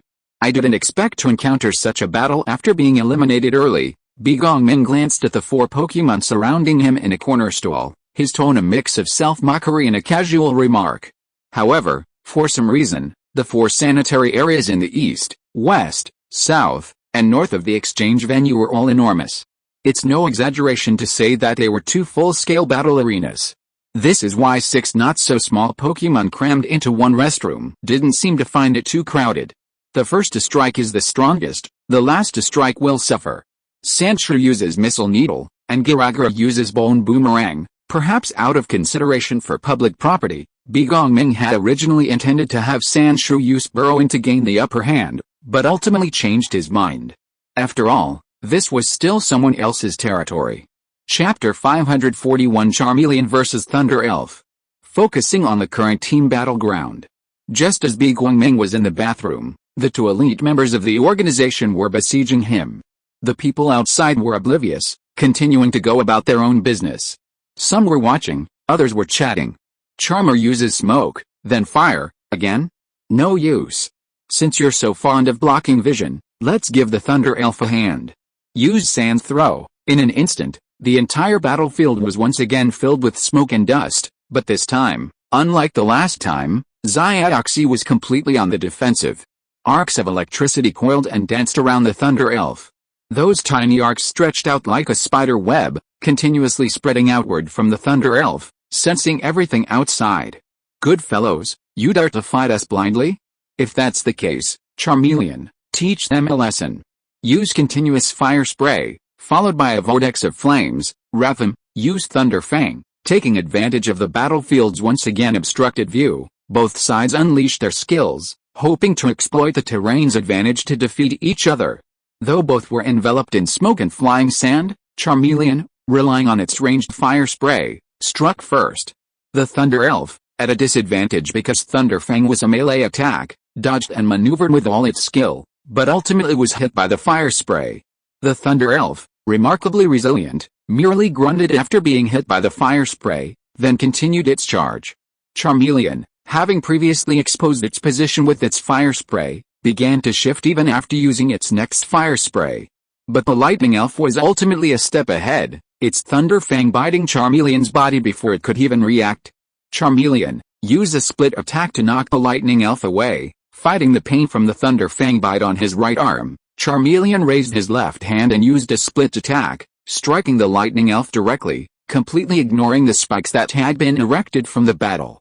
Oh no! Lightning Elf, retreat, Xiaoxi warned, hastily ordering the Lightning Elf to distance themselves from Charmeleon. But it was still a step too late. The Lightning Elf flew out, landing heavily on the ground not far away, dispersing the dust and smoke it had kicked up. After knocking the Lightning Elf away again, Charmeleon finally had a chance to catch his breath. But the Lightning Elf's Thunder Fang attack had been too powerful. Charmeleon was still clutching his right arm in pain, feeling as though it had lost all feeling, numb and tingling. But even so, it couldn't dampen Charmeleon's fighting spirit. Great, great. Finally, a decent opponent. I could finally have a good fight today.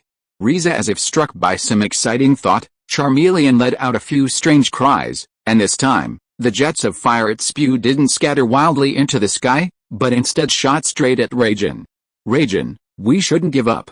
Use Speed Star, Charmeleon, use Flame Vortex again. Raijin, don't give him a chance to use 100,000 volts. By this point, both trainers and their 2 Pokémon had struck a chord. Commands were issued one after another, and skills were unleashed by each other's Pokémon. They were countering each other's moves, each showcasing their unique abilities. Neither the trainers nor the Pokémon were willing to yield. Although Xiaoxi only had 1 Pokémon left to field, Raikkonen, putting him at a disadvantage. He remained undeterred. Yu still had an undefeated Pokémon to deploy, but in a sense, he wasn't planning on sending out another. After all, only by putting pressure on oneself could one gain motivation, and with motivation came combat effectiveness. Watching the fierce battle unfold, it felt like a heroic, Fierce battle where the outcome would be decided in a single round. After several more rounds of fighting, neither Pokémon gained the slightest advantage. Furthermore, after these rounds, both Pokémon were showing some fatigue.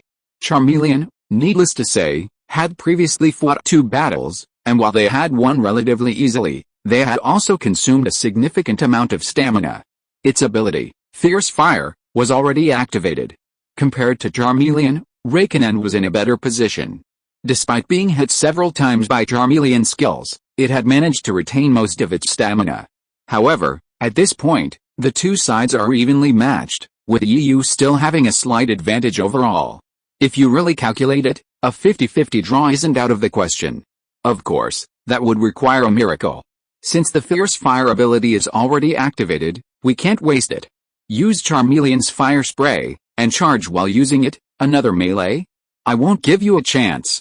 Use Speed Star on Raikkonen and keep your distance. Having suffered so many setbacks, Xiaoxi has learned a lot of lessons. The first is that Yu's Pokemon is extremely powerful in close combat, so no matter what, he must be kept away and kept as far away as possible. Wow, you've learned your lesson this time, but will it work?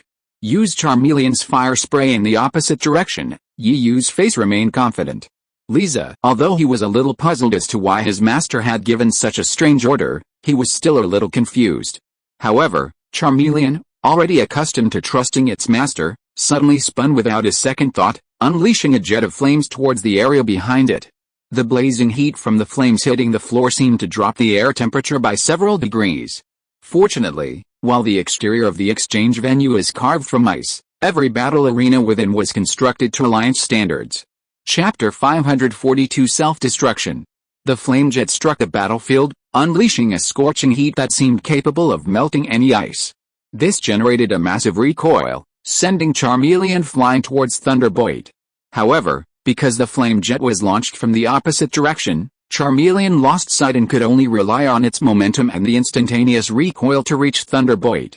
This move was intended to take the enemy by surprise. Under normal circumstances, repeated attacks would have been ineffective, as both the opposing trainer and Pokémon would have been well prepared. However, this time, Charmeleon's surprise attack was highly successful. Before Thunderbolt could react, the flame jet, like a jet, instantly brought Charmeleon to its side. Because it was being carried on its back, Charmeleon unleashed its iron tail without a second thought. A white chain grew larger and larger in Thunderbolt's eyes, until the pain in its body jolted it out of its daze. But by then, it was too late. Charmeleon hadn't even begun to defend itself. They were practically face to face, right? But without doing anything, there was no telling what the outcome would be, so Xiaoxi stubbornly gave another order. Rallian, use Thunderfang again. It's no use. Now that Charmeleon's close, the outcome is decided. Charmeleon, use Cleave left and right. Yu, who had maintained a confident expression throughout, gave the order to attack, and after the attack, a hint of hesitation crossed his face, as if a thought had occurred to him. However, as the Thunderilion's Thunderfang and Charmeleon's Cleave were about to collide again, Yu threw himself forward, not caring too much. Charmeleon, you must control your power this time. Don't send the Thunderil flying again. Yu reminded Charmeleon to control the force of his Cleave attack, and not to send the Thunderil flying again, giving it a chance to gain distance.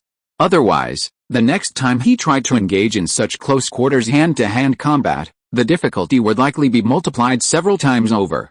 However, Yu's words, tinged with selfish motives, sounded quite different to Xiaoxi.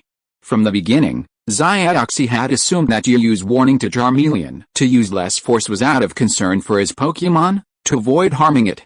Therefore, at that moment, Xiaoxi's still rather handsome face was filled with emotion. If the situation hadn't prevented it, he would have rushed to hug Yu and exclaimed, "What a good man." The battle on the battlefield continued. After receiving Yu's command, Charmeleon's Cleave power was clearly weakened. Even so, after using Thunderfang, the Thunder Pokémon was still beaten back repeatedly. It had absolutely no chance of fighting back. If Charmeleon hadn't been worried that if its side won, its trainer would definitely send it into the next match. Since it was being sent into battle, the Pokémon it would face would undoubtedly be even stronger. Therefore, it couldn't bear to get hurt, otherwise, when battling those powerful Pokémon, it would be at a disadvantage. How could it possibly fight happily then? With this in mind, Charmeleon, usually deployed by Yu whenever the opportunity arose, became cautious at this moment. Splitting skills were unleashed left and right, while carefully dodging the arcs of lightning from Thunder Fang. The battle on the field continued in this atmosphere, with both trainers remaining silent, as if they had tacitly chosen this method of hand-to-hand combat. Yu Xiaozhi was the first to break the silence between the trainers. Although Yu couldn't understand the language of country F, he could still understand that the other party was calling his name. So, this time, without the referee's help, Yu was the first to respond, looking at the pretty boy with some confusion. He was already silently wondering, could it be that he knows he can't beat him and wants to surrender? No, that wouldn't do. Putting aside the question of whether Charmeleon, enjoying his fight, would accept his surrender, he simply didn't want to accept it. It wasn't a matter of male dignity, it was just that he was better looking, just a little bit better. Did he see the audience?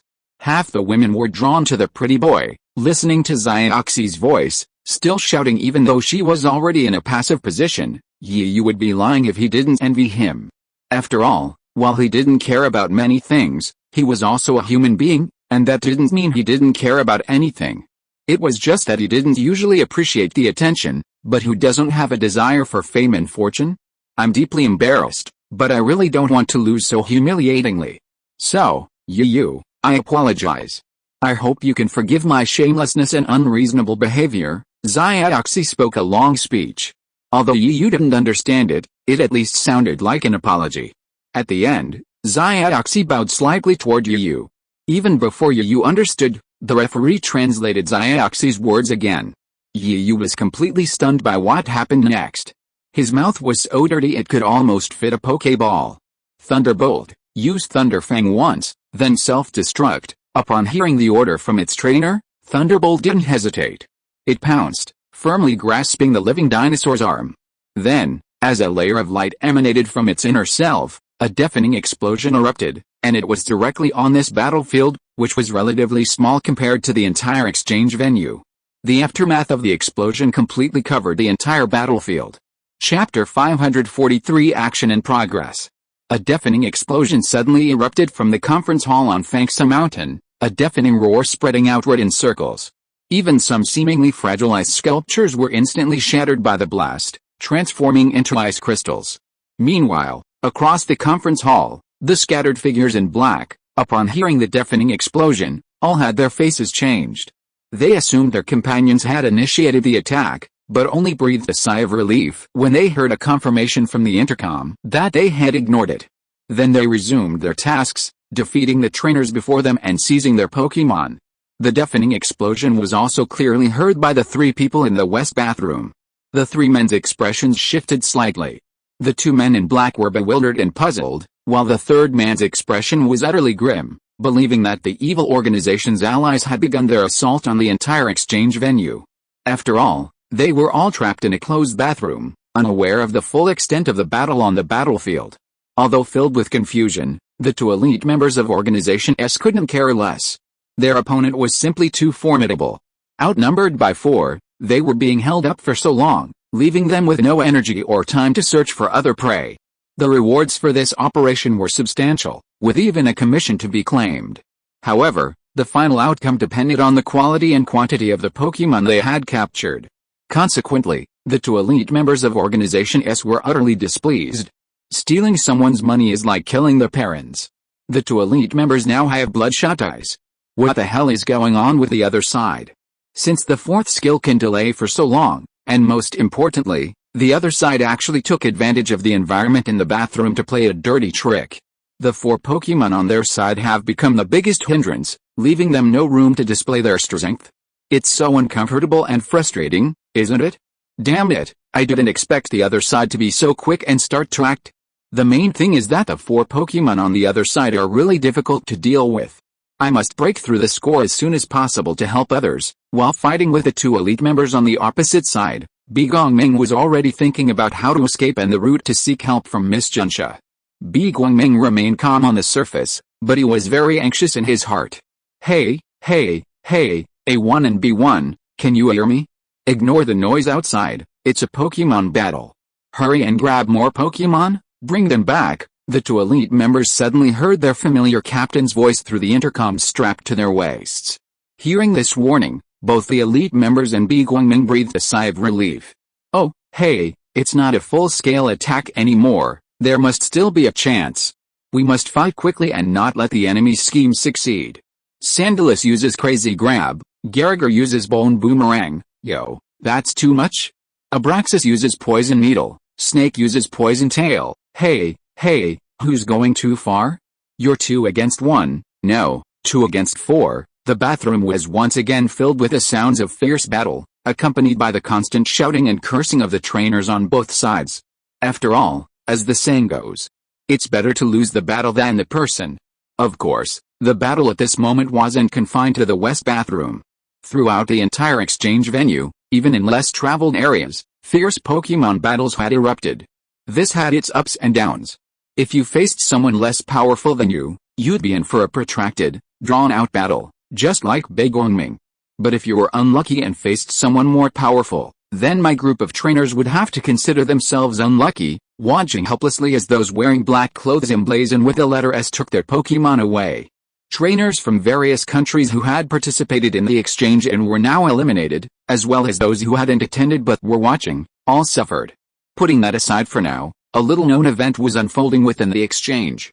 Turning our attention back to the battle between Yu and Xiaozhi, after a massive explosion, the smoke gradually rose, revealing the true nature of the place.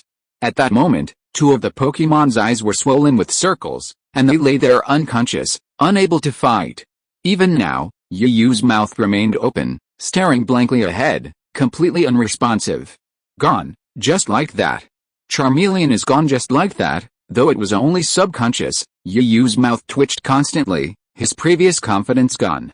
Oh my god. This is outrageous. This Raikkonen can even use a move like self-destruct. This is so unfair. After realizing what was happening, Yu was so furious that he nearly burst into rage, looking on the verge of collapse in disbelief. He had originally planned to use Charmeleon in the quarterfinals after it won. But now, it was gone. Compared to Yu's expression of disbelief, Xiaoxi appeared completely confident. To express his excitement, Xiaoxi quickly retrieved the incapacitated Thunder Pokemon into its Pokeball and then, filled with excitement, headed to Yu's command area. Thank you so much, Yu. I know this is deeply shameful, but I have no other choice. Your Pokemon are truly too strong. It would be humiliating to defeat just one of yours, so. Chapter 544 Darkrai.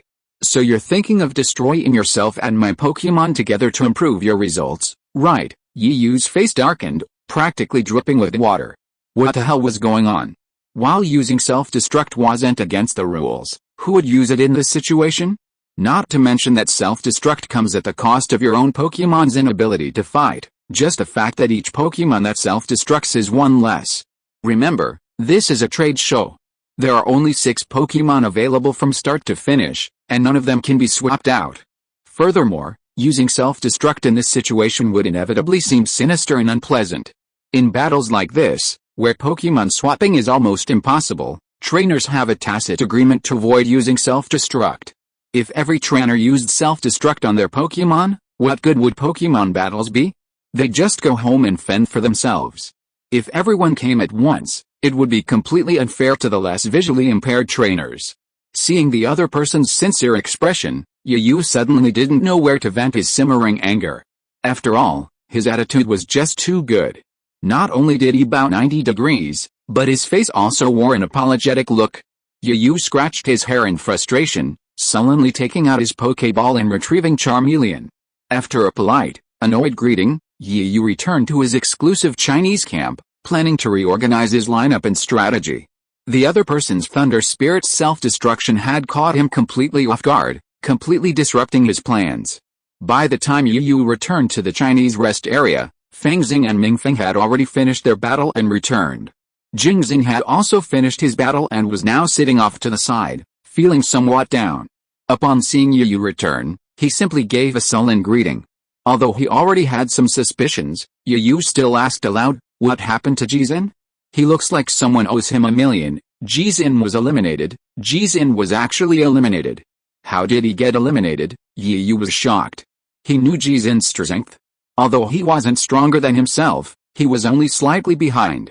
But now, they were telling him that Jizan had been defeated. Yu subconsciously felt a little bit of disbelief. Seeing Yu's disbelief, Mingfeng, who had returned to the camp first after winning the victory, quickly recounted what he had witnessed. Don't believe me, Jingxin was eliminated. And it could be considered a crushing defeat. He was beaten so badly that he barely had the strength to fight back. If he hadn't relied on his most powerful Daruma baboon, killing one of his opponent's Pokemon even though it was incapacitated, then Jingxin would have likely ended up with his head shaved. What kind of crushing defeat is this? Yu immediately became interested. The opponent is truly formidable. And the most important thing is, if Jingxin hadn't used the mutual destruction tactic to swap Pokemon with him, he would have only used one Pokemon at the end of every match. And most importantly, from the round of 64 to the round of 16, the opponent has used the same Pokemon, and the Pokemon Jingxin swapped out is the same Pokemon from the beginning. Holy crap, so strong! Yu was completely shocked, and he cursed unconsciously. Yes, it's that strong, and you definitely can't guess what Pokemon the other party is using. Feng Xing interrupted at this point, but besides a solemn expression, there was also a hint of something Yu couldn't fathom. The Pokemon I can't guess, could it be Caterpillar? Or Rattata or something like that? Or even Scylla? For some reason, Yu's mind was concentrating on these Pokemon, because only they could surprise him. Caterpillar, in particular, was a subject of much legend. It was said that there was even a slight chance of it evolving into Rayquaza through its bloodline. Mingfeng and Feng Xing were both furious. They hadn't realized. Yu's imagination was so wild. How could I be wrong? Hey, I told you, don't underestimate these three seemingly weak Pokemon. Once they evolve, they're all formidable, Yu said with a serious face. Mingfeng and Feng Xing pulled their lips and suddenly found that they couldn't continue the conversation. Oh my god. Yu, what's wrong with your head? Mingfeng supported his forehead speechlessly. Oh, what is it? You guys should tell me quickly. It's so boring to keep guessing. Yu realized at this time that what he said was really outrageous. Forget it, let me tell you directly. The Pokemon used by the other party is Darkrai. In order to highlight his importance to this Pokemon, Feng Xing repeated it 3 times. Darkrai. When Yu heard the name of this Pokemon again, his eyes widened and he was completely stunned. And in Mingfeng's eyes, he thought that Yu didn't know what kind of Pokemon Darkrai was. So, he explained to Yu, if Darkrai were in the island nation's Sinnoh region, it would be a legendary beast. Even in other countries, before Mingfeng could finish explaining Darkrai's information, a synthesized electronic voice suddenly chimed in. Darkrai, a dark Pokemon. It's said to appear on moonless nights, lulling people to sleep and causing nightmares, and Darkrai has another nickname, the God of Nightmares. Yu smiled a smile uglier than tears. If Suicune were to be pitted against Darkrai, the odds would be a 50-50 split at best. Chapter 545 Shocked. It was a 50-50 split between Suicune and Darkrai.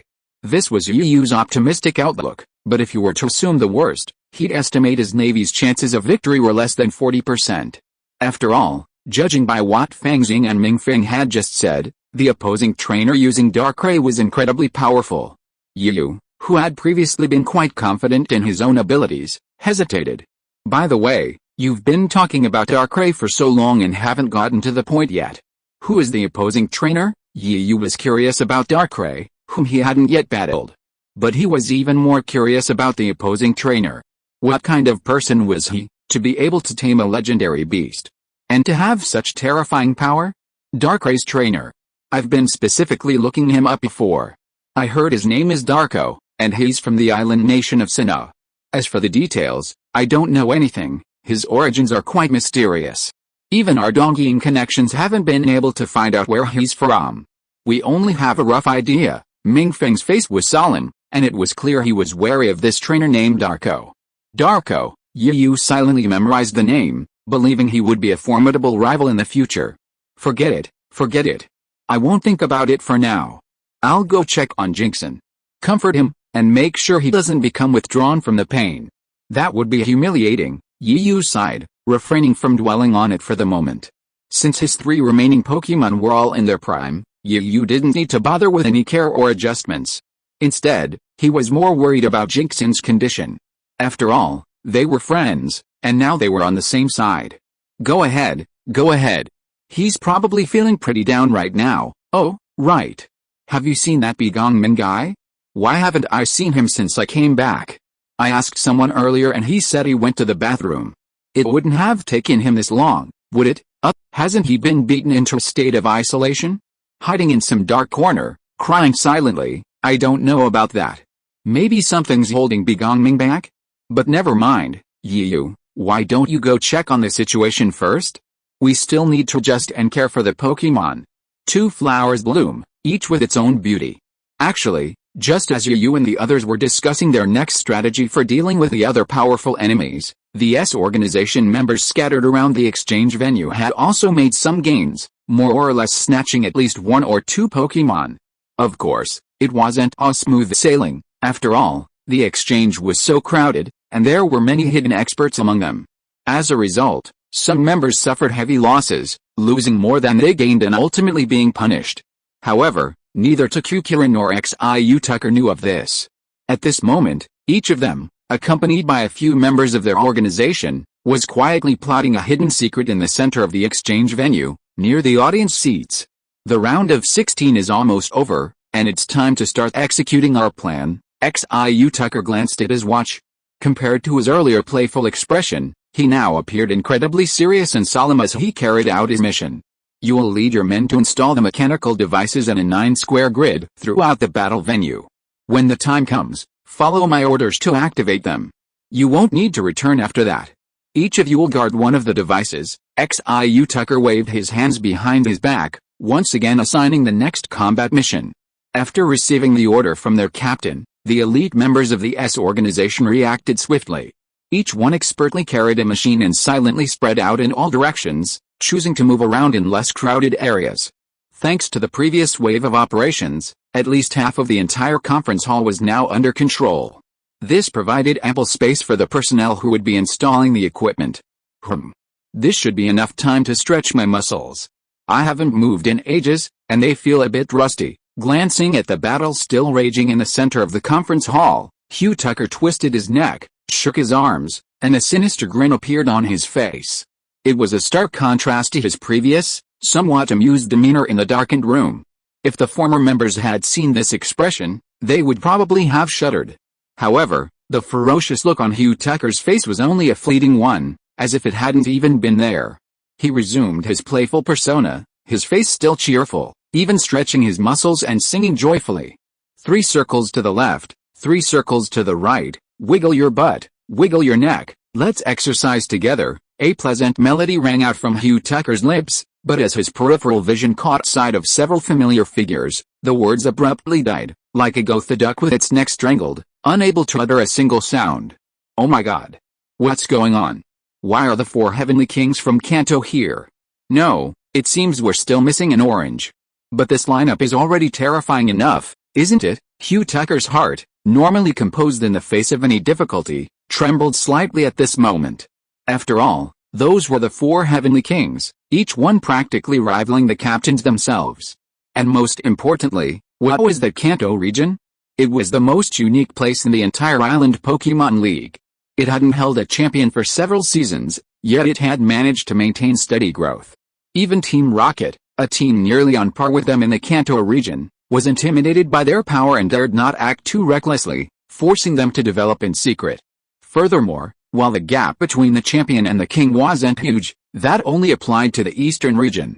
Chapter 546 Heart Trembling. In other regions, while there's a gap in strength between champions and champions, it's rarely too great. However, the Kanto region is different. The fact that no champion has emerged in years speaks volumes about the strength of the champions. While there are attribute restraints, this is truly comparable. And one of the Kanto 4 heavenly kings, the Dragon-type king, Wateri, once fought to a draw with Dagos Fuki, the previous champion of the Hagen region. While this doesn't prove anything, it at least demonstrates that each of the Kanto 4 kings possesses champion power. This champion level strength isn't simply about having a trainer level that reaches champion status. It's about genuine recognition from the entire league. Just imagine how many champions a region has. There's always only one, anyway. But the Kanto region, surprisingly, boasts 4.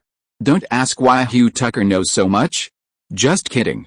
Since they're opposing factions, knowing your enemy and yourself is crucial for victory. Thoroughly understanding their opponent's experience and tactics is crucial. Therefore, in the eyes of many, the 4 heavenly kings of Kanto represent 4 perverts, 4 freaks. Although Hugh Tucker still had immense confidence in his Pokemon's abilities, that was assuming he hadn't encountered any perverts yet. What should he do? What should he do? Out on a mission, he encountered 3 perverts waiting anxiously online. No, it seems the situation has changed. We must report the appearance of the 3 heavenly kings here. Besides, we still don't know if the Kalos Pokemon League will send out another 4 heavenly kings or champions. We have to consider all these things, be prepared for any future events. Hugh Tucker silently made up his mind, and without paying attention to the startled glances of the other organization members, he sprinted to find Takuma, intending to renegotiate the attack plan with him. Soon, Hugh Tucker encountered Takuma at the opposite corner, also directing the organization members' work. Hugh Tucker greeted him with a look of joy, instinctively extending his arms. But when Takura spotted Hugh Tucker, his face darkened. He didn't think Hugh Tucker was the type to work hard, and thought he was slacking off. Takura. Big news. When he reached Takura, Hugh Tucker looked around for a moment, appearing extremely furtive. Finally, he lowered his voice, as if afraid others might overhear his little secret. Tell me. If you don't explain, I'll report you to the higher-ups for dereliction of duty. Takura snorted, clearly annoyed by Hugh Tucker's fuss. Hugh Tucker's face was innocent, even a little aggrieved. You misunderstood me. Guess who I just saw? Despite his grievance, Hugh Tucker continued his suspenseful ways, once again playing suspense in front of Takura. Takura frowned. Although he felt that his partner was a little unreliable, he still guessed, who else could make you so panic? Don't tell me that the champions and superstars of the league are coming? But that's not right. Even if the league champions are coming, you shouldn't be so excited, right? Could it be Karonori from the Kalos Regional Champion League? Takura rarely spoke so much this time, and his analysis was very logical. He looked so confident as if he could predict everything. However, when he saw Hugh Tucker shaking his head to deny it, Takura's face fell. I don't know whether Karonori is here. But at least I haven't seen her so far. So you'd better keep guessing. I think you are eager for my fist, right? Takura moved his wrist. Okay. I'll tell you the truth. I just saw the 4 heavenly kings of the Kanto region, yet. And then? Don't tell me all 4 of them are here. There's no champion defending the Kanto region, and there's even a Team Rocket there, no less powerful than ours. Upon hearing about the 4 heavenly kings of Kanto, Takura, though somewhat surprised, nodded calmly, awaiting Hugh Tucker's next words. He knew that no matter how powerful a region was, it always had to have a champion or a king to defend it. It wasn't possible for all of them to come out. Indeed, the 4 heavenly kings of Kanto aren't all here. Hugh Tucker nodded in agreement. A scornful smile curled Takura's lips. Yes, the champions and kings of the regional Pokemon League were formidable. But these captains were no slouch, each one rivaling their strength. Therefore, he wasn't overly panicked. While they might not win, the kings and champions wouldn't gain anything either. Hugh Tucker pursed his lips, momentarily unsure whether to tell Takuma the harsh truth. However, since he and his companions were about to carry out their plan, and those celestial kings were present, they would undoubtedly encounter someone to stop them. Therefore, Hugh Tucker felt no need to conceal the truth. It was better to suffer sooner rather than later. Takuma, I think you might have misunderstood me. I'm saying that among the 4 celestial kings of the Kanto Pokemon League, I haven't seen a single Orange. The others are already at the exchange meeting. As for Orange, I don't know if he left for something or just didn't come. I only saw Dragon Celestial King Do, fighting Celestial King Ziba, and Ice Celestial King Kona. Of course, what you said before also made sense. Presumably, every region's Pokemon must have someone remaining to oversee it. Takuma unleashed all the information he knew in one breath, completely unaware of the stunned Takuma who had been stunned after his previous statement. It's okay. It's just 3 of us. We can handle them. And don't forget, we have a secret weapon. After a fluctuating mood, Takura quickly regained his composure, speaking as if to himself and Hugh Tucker. Also, Although the intelligence says the Kalos Pokemon League will send a champion or a king to carry out a mission here, they haven't shown up yet. If you are listening to this novel on a channel other than Fanfic World, it means it was downloaded and re-uploaded without effort. We warmly invite you to visit our channel, Fanfic World. There you will find the original version of this story and many other novels of various genres. We look forward to seeing you dive into a world of incredible novels. Chapter 547 Warrior Eagle. That's right. It's well known that the champions and kings of the Pokemon League, regardless of country or region, are incredibly busy. Even if they receive a mission, they'll likely just come over briefly to take a look and then leave. Yes, Takara, you're right. Isn't there a saying in the Pokemon League that the senior leaders are all single, because they simply don't have time for romance? Not only Takara, but even the more generous Hugh Tucker began to make excuses, trying to mitigate his fear. But before they could even think of comforting themselves, an elite member of the S organization appeared out of nowhere, frantic and anxious, as if he'd seen a ghost. Report to the two captains. We've received the latest intelligence from our brothers. The Kalos Region Pokemon League has sent champion Karuna and a king to the exchange meeting. They've already entered Fangsu Town. The elite member knelt on one knee before Hugh Tucker and Takara, his voice trembling. Please, the two masters, quickly decide on the next steps. Anxiety washed over the faces of the elite members of Organization S. After all, this news was too shocking for them. Those league champions and kings were far too much for small-time figures like them to handle. It seems your suspicions have come true, Takukura observed, lost in memory, as he gazed at the elite members of Organization S, now kneeling on one knee. Just before Takukura departed, the leader of Organization S seemed concerned, as if he had thought of something. Just as Takukura was about to open the door and leave, he stopped him. He also left him with a warning: if the Pokemon League needs support, or if anything unexpected happens, and you feel the situation is difficult or unsolvable, just hand over any information you receive to the organization's dedicated messenger Pokemon, and you will be free to leave. Thinking of this, Takukura felt a surge of relief. The pressure he'd been carrying since the battle temporarily lifted. I've made up my mind about this matter. You may leave now. With a wave of his hand, Takukura immediately let a member go. He and Hugh Tucker discussed the details they needed to pay attention to. After all, this mission was a major event within their organization, so there couldn't be any negligence. Every detail needed to be thoroughly discussed. After finalizing the details, Hugh Tucker pulled a Pokeball from his waist. Unlike ordinary Pokeballs, this one was entirely black. Instead of a white, circular button in the center, there was a skull-shaped one. This type of Pokeball wasn't commercially available. It was specially crafted by researchers within the S organization to hold specialized Pokeballs.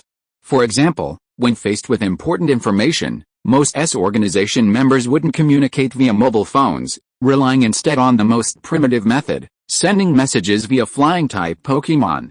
Of course, since this flying-type Pokemon was capable of such a task, its strength was undoubtedly formidable. Eagle. As the Pokeball opened, a Pokemon resembling an eagle appeared before Hugh Tucker and Takuma. If you were here, he'd definitely be curious and take out his Pokédex to scan it. Warrior Eagle, a brave Pokemon. For its friends, it will never give up fighting, no matter how badly it's wounded. It's a valiant warrior of the skies. The description in the Pokédex clearly reveals the warrior eagle's immense power. Aside from some birds of prey, it's a true overlord of the skies. Furthermore, the warrior eagle is a very rare Pokemon, yet it's a creature that serves only as a messenger within Organization S. This demonstrates the depth of the power of a massive, evil organization like Organization S. Flying-type Pokemon like these messengers are specially trained and bred, so they don't worry about accidents or being intercepted. After writing his message on a piece of paper, Takuma neatly folded it and tied it directly to the warrior eagle's claws. Warrior Eagle, I'm leaving this up to you. Make sure the news gets out. Takuma touched Warrior Eagle's head affectionately. Hero Eagle. Warrior Eagle cried out, nudging Takuma's hand with its head in a friendly manner. Their relationship seemed incredibly close. While Warrior Eagle was a means of communication within the organization, it could also be considered Takuma's Pokemon. After all, it was Takuma who usually took care of Warrior Eagle, and they had a deep bond. Furthermore, if the need arose, Takuma could take Warrior Eagle away, and nothing would happen within the S organization. Hero Eagle. Warrior Eagle cried out once more, then stretched out its wings, flapping vigorously as it soared into the sky. Watching Warrior Eagle fly away, Takuma gradually withdrew his gaze. Let's go. It's our turn now. The quarterfinals are about to begin. Let's wait until the middle of the match before we start. Let them wear down each other's strength. After all, besides those who are participating in the competition, this exchange meeting is really full of hidden talents. I wonder if there are still masters hidden among them? I didn't leave myself many escape routes and trump cards. Takukura turned his back and saw Xiaoyu Tucker beside him, his tone full of solemnity. Well, then, I'll go adjust the equipment first. This operation is a success for the organization, and we can't afford to fail. Xiaoyu Tucker, rarely smiling, also had a serious face. The two of them were actually having a normal conversation between normal people. At a fork in the road, the two figures separated, and then disappeared completely into the darkness, as if there was no trace of some shocking conspiracy being plotted here before. Chapter 548, Slashing the Commander. Yu, you're back. How are things? Our things happening with Jingxin and the others, in the rest area of the Chinese camp. Fengxing, who was caring for his Pokemon, couldn't help but ask when he saw Yu come in. Well, nothing's wrong.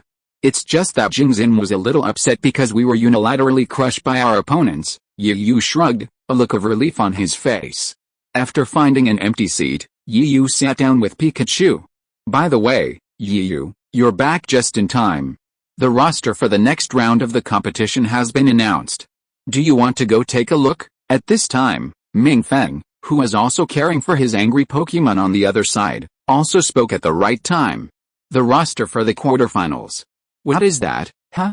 Yu, don't you know that this exchange meeting, unlike the previous rounds of 64, 32, and 16, doesn't announce the rosters until right before the quarterfinals? There's a 5-minute buffer period after the quarterfinals, during which the quarterfinal groupings are determined, Fengxing explained while continuing to stretch and contract his scythe's arms. Now that the quarterfinal rosters are out, can you tell me about the players from the other countries besides us? Of course you can. Let's talk about our Chinese team first. From the round of 64 to now, most of the players have been eliminated. Only the three of us are still able to advance to the quarterfinals. Ahem. I know our situation, so there's no need to elaborate. Let's talk about the others. I'm very interested in that Darko. Yu interrupted hastily, he didn't have that much time. After all, there were only 5 minutes left until the quarterfinals. Therefore, Yu took the initiative to select the players he was most interested in. Is that so? Okay then. I've been keeping an eye on Darkrai, and he's also successfully advanced to the quarterfinals. It's worth noting that after Darkrai lost his ability to fight, the next Pokemon he sent out was incredibly powerful, and a legendary beast. Legendary beast, Yu exclaimed in surprise. Hearing the word legendary beast was a moment of disbelief. After all, legendary beasts aren't just any old hat. Each one is as rare as a world-class protected species. Yuyu's possession of a legendary beast, Suicune, was largely thanks to his master, Zhao Kuang's good fortune, having been able to capture one. And it was precisely because of this Suicune that Yu was able to have a descendant of another legendary beast, Suicune. But this man, Darkrai, unexpectedly possessed another legendary beast besides Darkrai. Although the name of the legendary beast was still unknown, Fengxing's words suggested it was incredibly powerful. Yet, I heard it's called Arceus. If we run into him, we'll have to be extremely careful. Fortunately, none of us three encountered him in the quarterfinals. That's a blessing in disguise. We'll be able to observe his strength then. Most importantly, besides Darko, there's another trainer from the island nation who made it to the quarterfinals. He's also incredibly powerful. His name is Alan, and he's also a formidable opponent, especially with a Charizard capable of Mega Evolution. Mega Evolution? Alan, right? I remember him. Upon hearing the term Mega Evolution, Yu immediately became interested in the trainer named Alan. By the way, besides the trainers from the island nations, let's talk about the trainers from other nations. Ben Rosen is a renowned young trainer from Country M. From the exchange meeting until now, only 2 Pokemon have completely lost their combat capabilities. The remaining 4 Pokemon are at full health. Standing in the battlegrounds command area, Yu recalled the information Mingfeng and Fengxing had shared about his opponent. Look at his aura. There really aren't any imposters here. He's a formidable foe. After polite greetings from both sides, The quarterfinals were about to begin.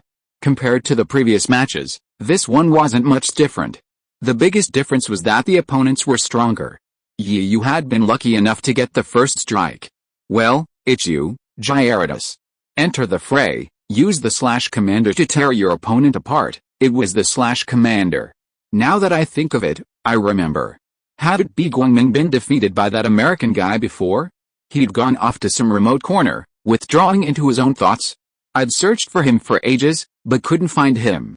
Although he was formidable, since we'd met, I had to at least take on him and defeat him mercilessly to avenge Guangming's wrath.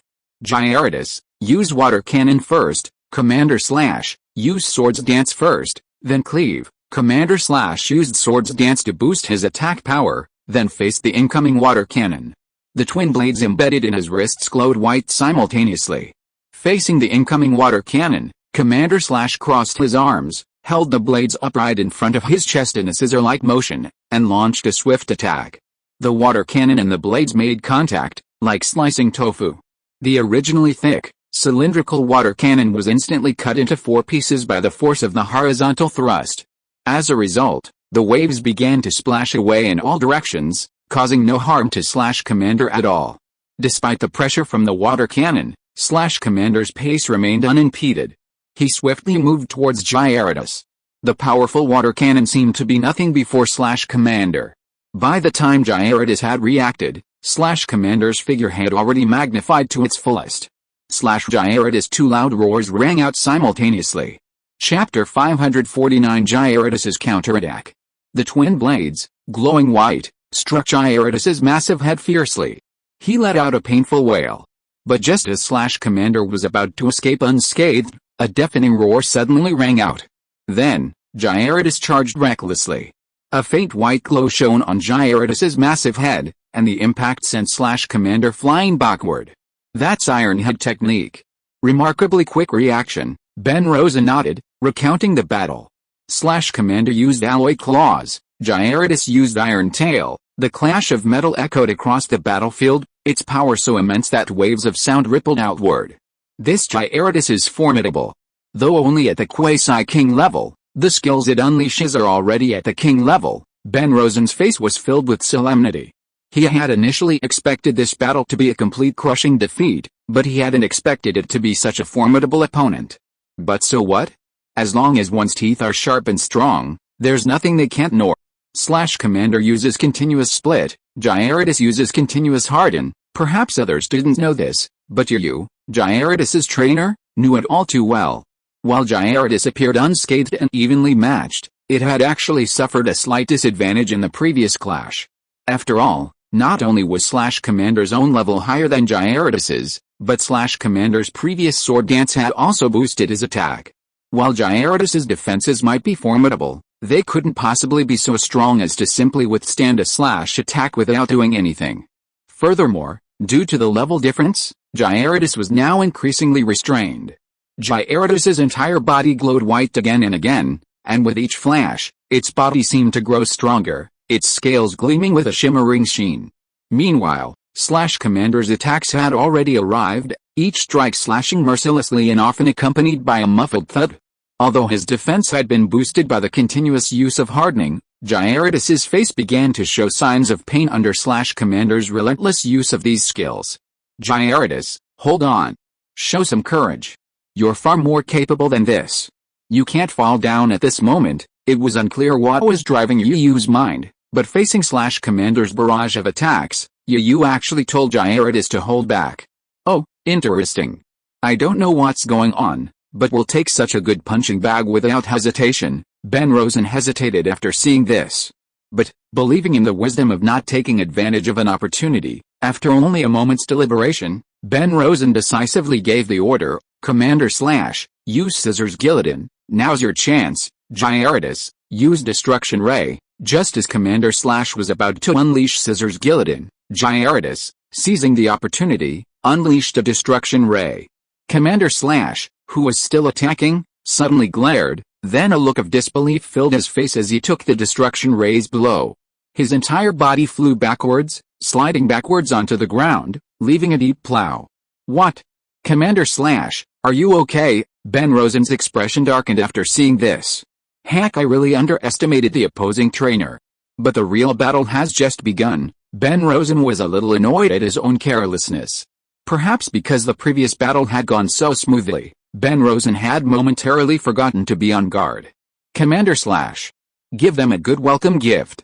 Use the scissors guillotine again. Hack. Commander Slash let out a deep, powerful roar, then bent his body slightly and kicked hard. A small gust of wind blew out from the area where Commander Slash had originally occupied. Commander Slash had already rushed forward. The metallic sheen and a hint of coldness shone on his arms. Haha, can't move anymore, isn't that painful? Just become Slash Commander's punching bag once again. Ben Lawson let out a smug laugh as he saw the anxious look on the opposing trainer's face and Gyarados' body, paralyzed by the after effects of Destruction Ray. Just as Ben Lawson had said, facing Slash Commander's renewed attack, Gyarados, reeling from the after effects of Destruction Ray, how could you just watch helplessly as you were repeatedly struck by such powerful moves as Scissor Guillotine? Fortunately, Gyarados had previously used hardening several times, boosting its defenses and preventing such a passive situation.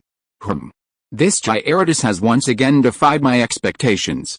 Isn't its defense too strong?